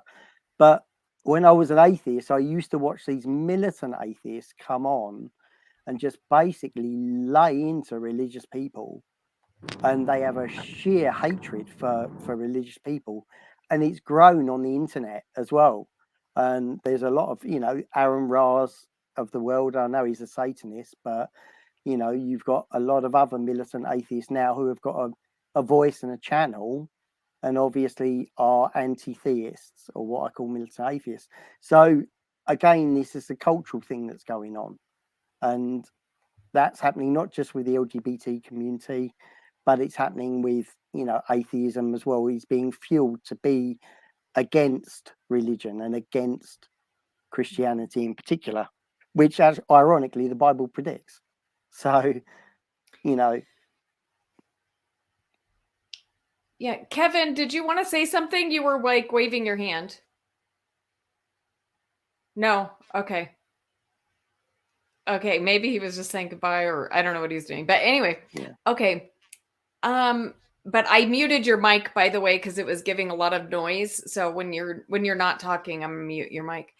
I want to put up this question from Gonna Go For It, Peter. He said, "Let me help you with the question. You wouldn't mind if your husband, while having sex with you, thought of someone else to get aroused, like gay in a straight marriage?" Well, first of all, if you remember this whole thing, my stance on this is that I am like affirming gay marriage. So I'm not telling any gay person that they need to be in a straight marriage. However, For gay people who are in a straight marriage, I think that's a commendable thing. I think it's a beautiful thing. If your priority is to have a family, or you believe that that's the way that God wants you to live, then look, it's not if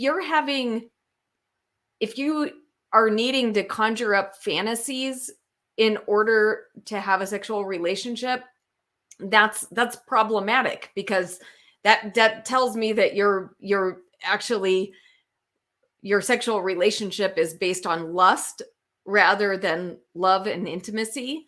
And I think there's a lot of confusion about this in our culture, and even a lot of heterosexual Christian marriages are living out their lustful fantasies in their sexuality, and that's wrong.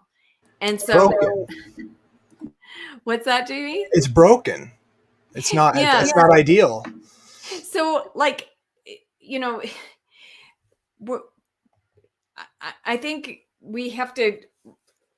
Christianity has a particular way of understanding marriage, and I'm not saying anyone who's not a Christian, you're welcome to have whatever ideas about marriage that you want. If you believe marriage is primarily or even 50% for living out your sexual fantasies with this partner, then I mean, that's your choice. But Christian marriage is not meant to be that. It is, yes, sexuality is a part of the marriage, but there's no guarantee of sexuality in the marriage. You can marry someone and then they could get a sickness and be sick, and you could never have sex with them again. But in a Christian marriage, you would remain committed to that person, because you are committed to it's not about what you want. It's not about having your desires fulfilled and met, but it is about loving and caring for another person.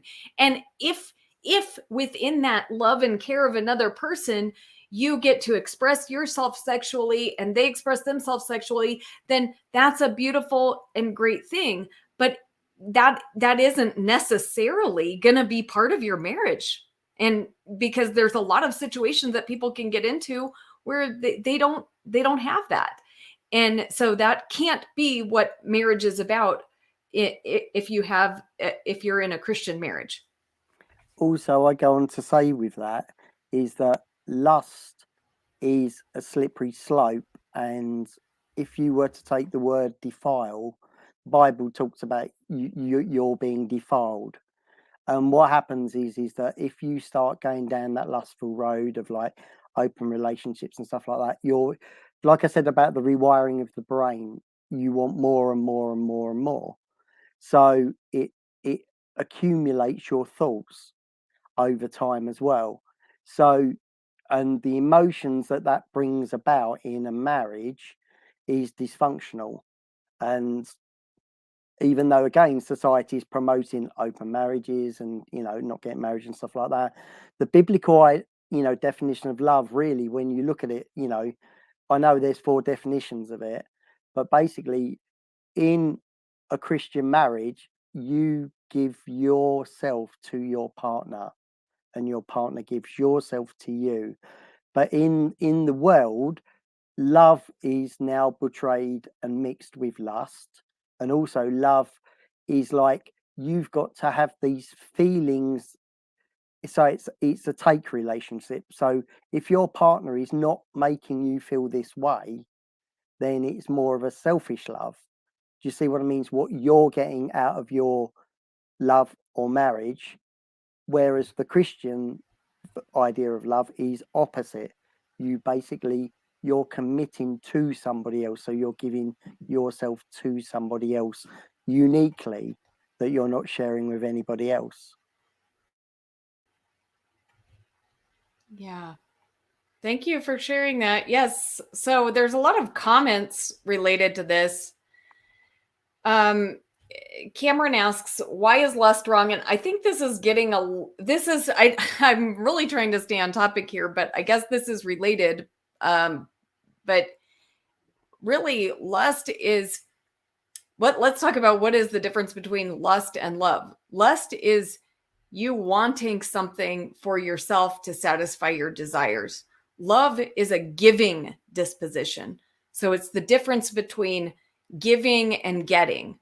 And so lust is wrong because it's inherently selfish. It's getting something for yourself rather than being in the position of giving and wanting to love someone else. So this is why, I mean, even, yeah, I think we've gone wrong with the way we understand even heterosexual sexuality in Christian marriage, because a lot of times, even in like Christian seminars for marriage and stuff, they promote a lustful acting out of sexuality. And I think, like Rob mentioned, there's like an issue of what happens in your brain and in your life when you establish those patterns and ways of thinking. So it's like an addiction. It's like it can become like a drug addiction, obviously, and I think they've shown that to be the case scientifically. Yeah, absolutely, and they've done studies with pornography as well. And when you look at the sheer amount of pornography that is about now, that often stems from lust as well. So, you might have lustful thoughts or lustful, playing around as a younger person, and then you get led into pornography, and then it's a downhill road from there, because then all your relationships start to suffer based on that as well. I attest to that. Yeah, well, guys, we've been going almost 2 hours, and I think we've had some good talks on this topic. So I just want to, again, kind of reiterate and say there's no question of whether or not Jesus. Oh, Peter's coming on. Okay, so I guess I'm not going to close it up. Let's hear what Peter has to say. Hi, Peter. Good to see you. Hey. Yeah, I'm not sure if that'll stay when I'm done. I got a bit mad with the answer that I got, and especially with the guy who just was talking. So what I said had nothing to do with lust. First of all, you said at some point that you thought that it was commendable if someone, because of the church, decided to have a straight marriage if they were gay. I didn't say because of their church. You got a question back then. Wouldn't a person like that be lying? And you said no. Remember? Right. Yeah. So okay. I think, and so, I guess I failed gay, it. If a person is gay and they would go into a straight marriage because the church wants them to, or as it happens a lot, forces them to, then you would be lying. And you said that wouldn't be a problem. I think it is a problem. And second of all, the whole thing, why people get married, is because we have lust. We want to procreate, we want to have children, we want to have sex. That is something, if you believe that we are created by God, that's his fault. But I think it's also about motive, because if your motive to go into a marriage is about lust and fulfilling your loins, then that's the wrong approach to marriage. I'll help you out. I think Rebecca knows. I think Rob, you don't know. I'm in a relationship with 2 gay women and have been for several years. We're not married. I became 60 years old last year. Never been married because I don't see any use in the whole concept. It's something that you do for society in order to confirm what the both of you already know. So the only reason in most countries to get married is so the people that are married in most cases, the female, will get benefits should the man pass away. And that it's a legal contract. It has nothing to do with love, nothing whatsoever. Peter, and people can have different definitions of what marriage is for and what it is, right? And so I'm not questioning that, but let me respond to what you said earlier. First of all, sure. you turned it to being about the church. I'm completely against any church trying to force anyone to get married under any conditions, right? So I'm not. I'm totally against. You're against the Bible. I like that. So I'm not for that at all.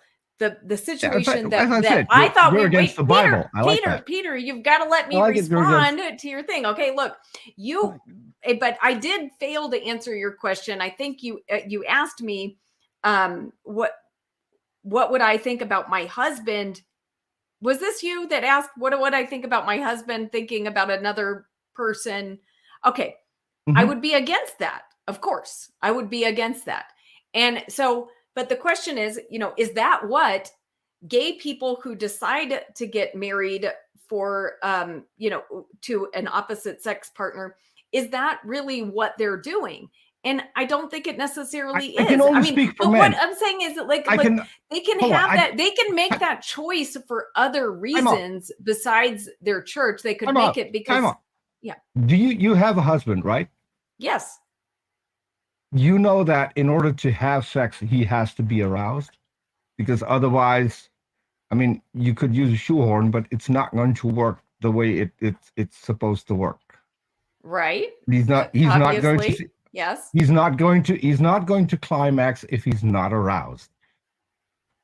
So right. if a person is actually gay, what would they need to do to be aroused with a person who would never arouse them because they're the wrong sex? Well, that's a great question. This is the question. Yeah. This is the question that I was asking, because I'm not saying. I have a new dog and he wants to be in on literally everything. So say hi. So, but this is the question that I asked. Would you be okay with that? Because that would be necessary. Well, I don't know that it would be necessary, but again, I'm not in that situation. I'm not in that situation. How would a gay man get aroused? I want to be as cordial as possible. I want to avoid certain words because I'm on your channel and I respect you, as you know. So I could. Peter, this is getting to off topic, actually, because no, this is on topic. No, because I'm not saying gay people should marry people of the opposite sex. I'm not saying that at all. Please, anyone who joined toward the end of this, because at some point there were 60 people watching, but only 10 watching at the beginning when I was laying out my position. Okay, so if you didn't listen to my position, then I listened to your position. The only reason I asked the question is because you said at some point you're okay with it. That goes 100% against the Bible, but I'm glad you're okay with it. But it actually according to the Bible, you need to stone those people to death. That's in the Bible. But what I wanted to address is that then you got a question about someone who would get married while being gay, and you said that was commendable. I don't think that is commendable. I think that is horrific. If they want to have children, there's no need to get married. I mean, we're all grown up. You can have children. You can have a surrogate mother, and lesbians can have a sperm donor. It's no problem whatsoever to get children. No need to get married.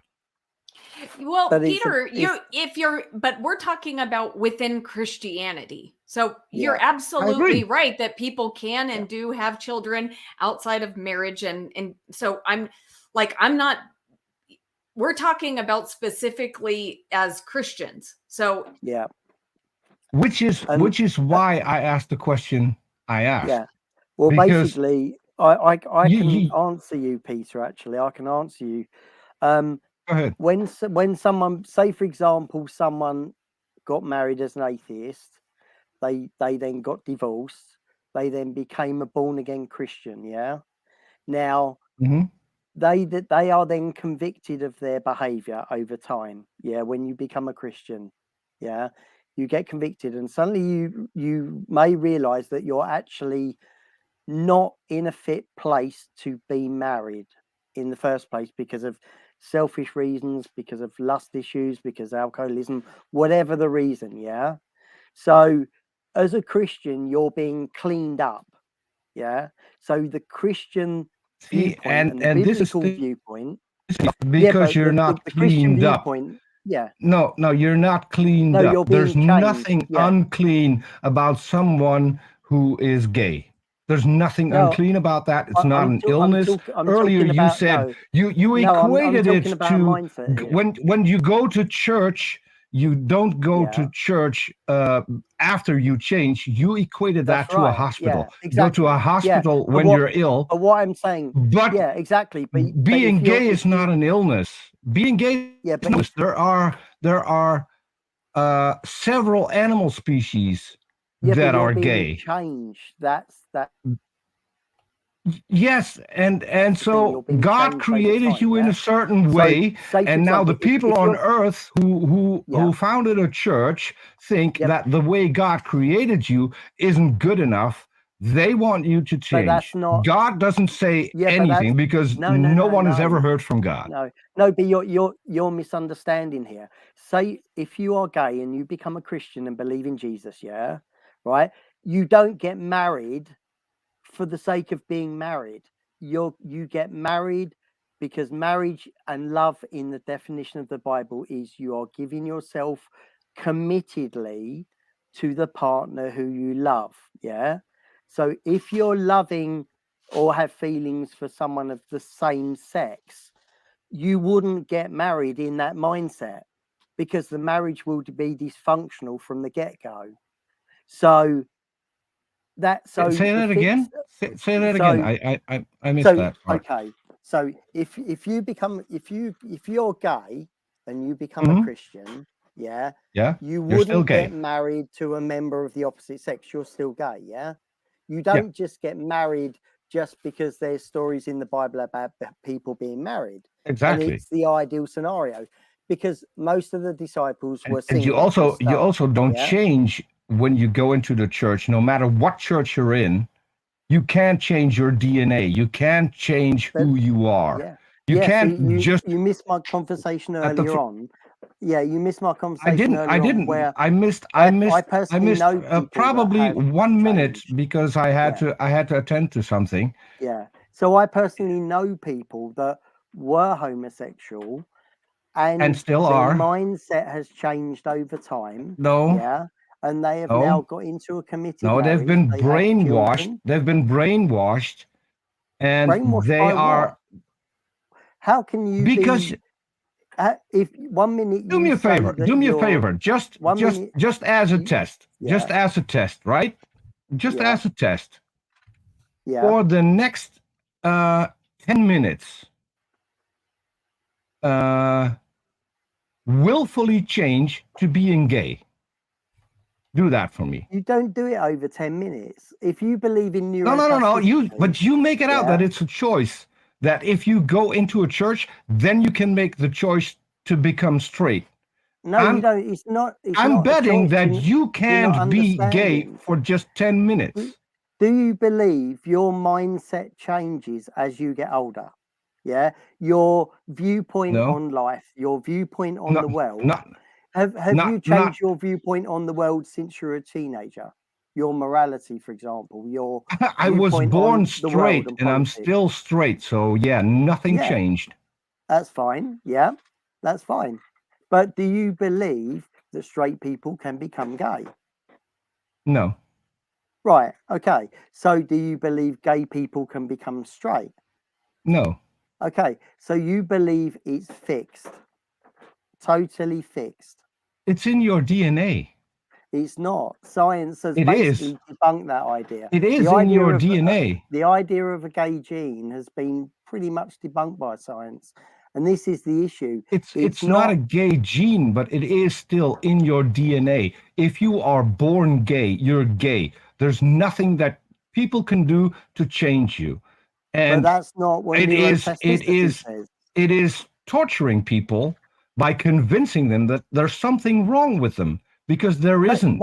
No one convinces them. The people that I know. The church convinces them that being gay is wrong. It doesn't. That's the point. It doesn't. No. The Bible doesn't say. The Bible doesn't say that you need to stone gay people. You just said to me that if please answer my question. Yeah. Please answer my question. I am answering your question. You said if you are it's a yes or no question. Yeah. It's a yes or no question. You said to me, if you're straight, you cannot change from being straight. My question was, does the Bible command you to stone gay people to death? Yes or no? No, it doesn't. It doesn't? No. Really? No. What Bible do you read? We're not in that culture. We're not in the culture. That culture was... What do you mean? What do you mean culture? Again, okay, let me jump in here. Let me jump in. Going back to Leviticus. God's commandments are dependable on a culture? Okay, let me jump in here. Rob. I will answer this, okay? Go for it. Is there a command in the Bible for gay people to be stoned? No, but there is something in the Bible that says a man who sleeps with a man will be stoned. Now, in what context is that? It is in the context of God I making... live with lesbians. Okay, I know. Okay. They got a free pass. Okay, God making a covenant with a certain group of people. And yes, the death penalty was there for men sleeping together and for a lot of other things, like going out and picking up sticks on the Sabbath, you'd be stoned. So there's, a lot of other rules that if you break them, you're going to be stoned. Okay. So, but is that a command for today? Absolutely not. That covenant is not in force. Now we are under God is Jesus imperfect. Christ, and that's not, what's that? God is imperfect. He can change his mind when he figures out that he's wrong. Well, I don't think God is figuring out that he's wrong. Okay. Then either that commandment still stands because that's what he said at some point, or he changed his mind. If he changes his mind, he's not that perfect because he got it wrong and had to change his mind. No, he made a new deal. Okay. And first of all, unless you're a Jew, you were never given that command. Okay. Yeah. But he's made a new covenant. And so we're under the new covenant. But so God would make new rules that he himself wouldn't support because he had already made a rule on that. But he's going to make new rules because he likes the people better and thinks, I'm against this, but I'll let them. No, he's actually God has never been that much of a rules guy. Okay, first of all. So there were 613 commandments, and he's not a rule guy. Well, for most of human history, he didn't give those rules to one specific rules, but this is getting way off topic. For most of you, if you go by the Bible, the first 4,000 years, people weren't allowed to wear mixed fabrics until Jesus came along and said, hey, you can't wear mixed fabrics. But Paul then said, well, Jesus fulfilled everything, so we don't have to adhere to the law anymore. Jesus himself told you to follow the commandments, which are over 613. Still, the subject we're talking about, the behavior is still, God takes the behavior the same way. It's still wrong.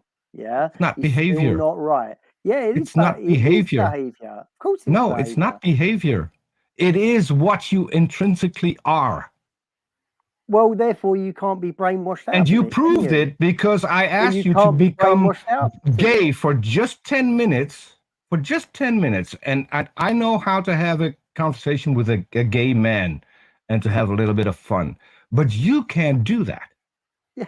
I've got a gay sister. You can become gay for 10 minutes, but you think that other people can become what is gay to you for the rest of their life, just like that. No, it's not just like that. It's a mindset change over a long period of time. It's a change in mindset over a long period of time. Yes, you have to be brainwashed.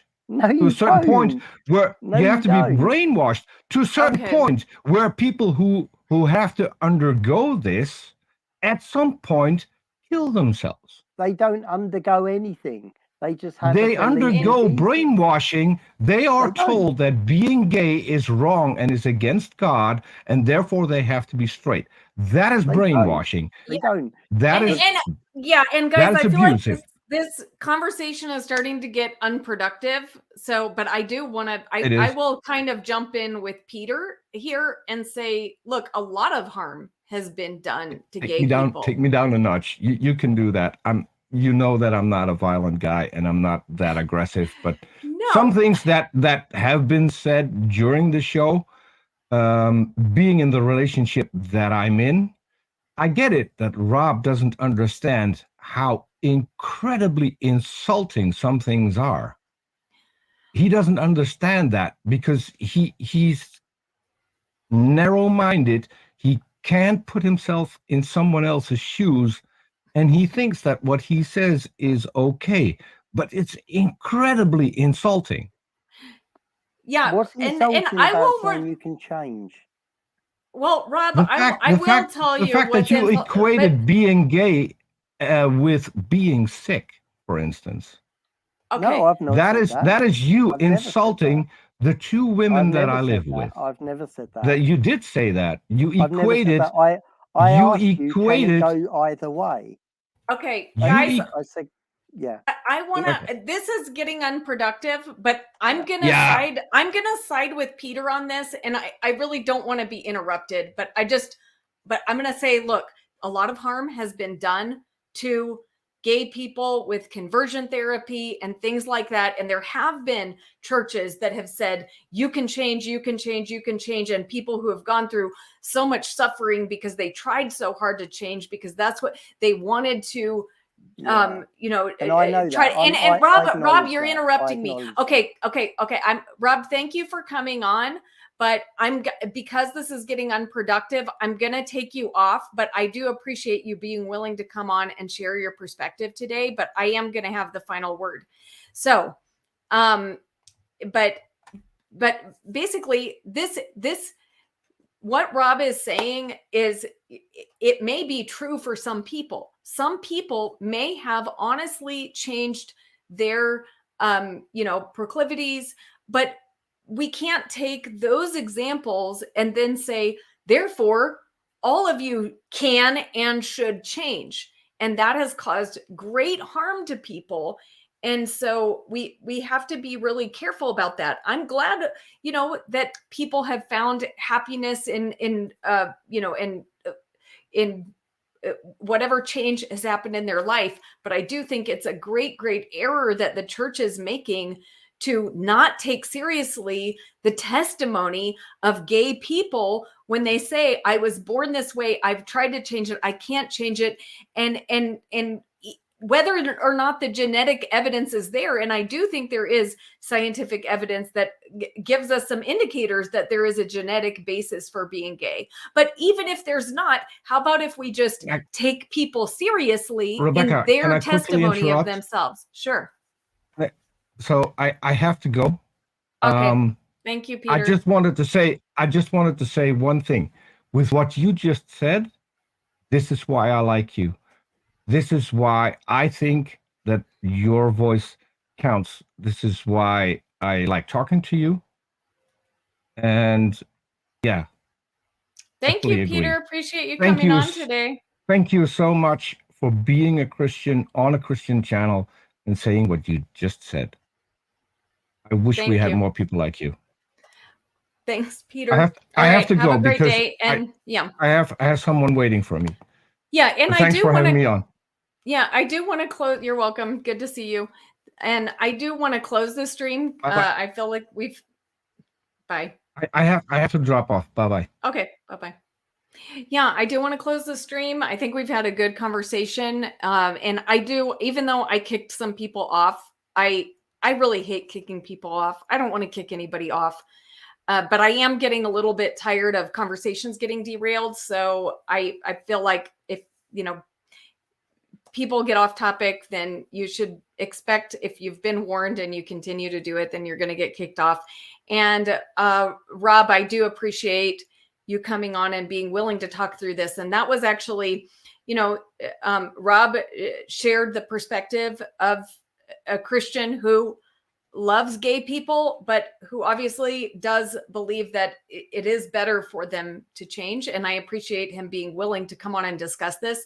I'm not here saying that every Christian has to have the conclusion that I've come to, but I do hope that Christians will be willing to have more conversations like this, and especially talking directly with gay people and transgender people and all the LGBTQ plus community, because it's important to pay attention to their testimony and not just, your ideas about them. And there's so many people sitting in churches right now who are hearing nothing about this. And so I really hope that Christians will pay attention and thoughtfully and compassionately consider this. And I do want to do more of that on my channel. So if you are a member of the LGBTQ community, then please get in contact with me if you want to come on my channel and talk about your experience. And with that, thank you all for being here, and have a great day. Bye.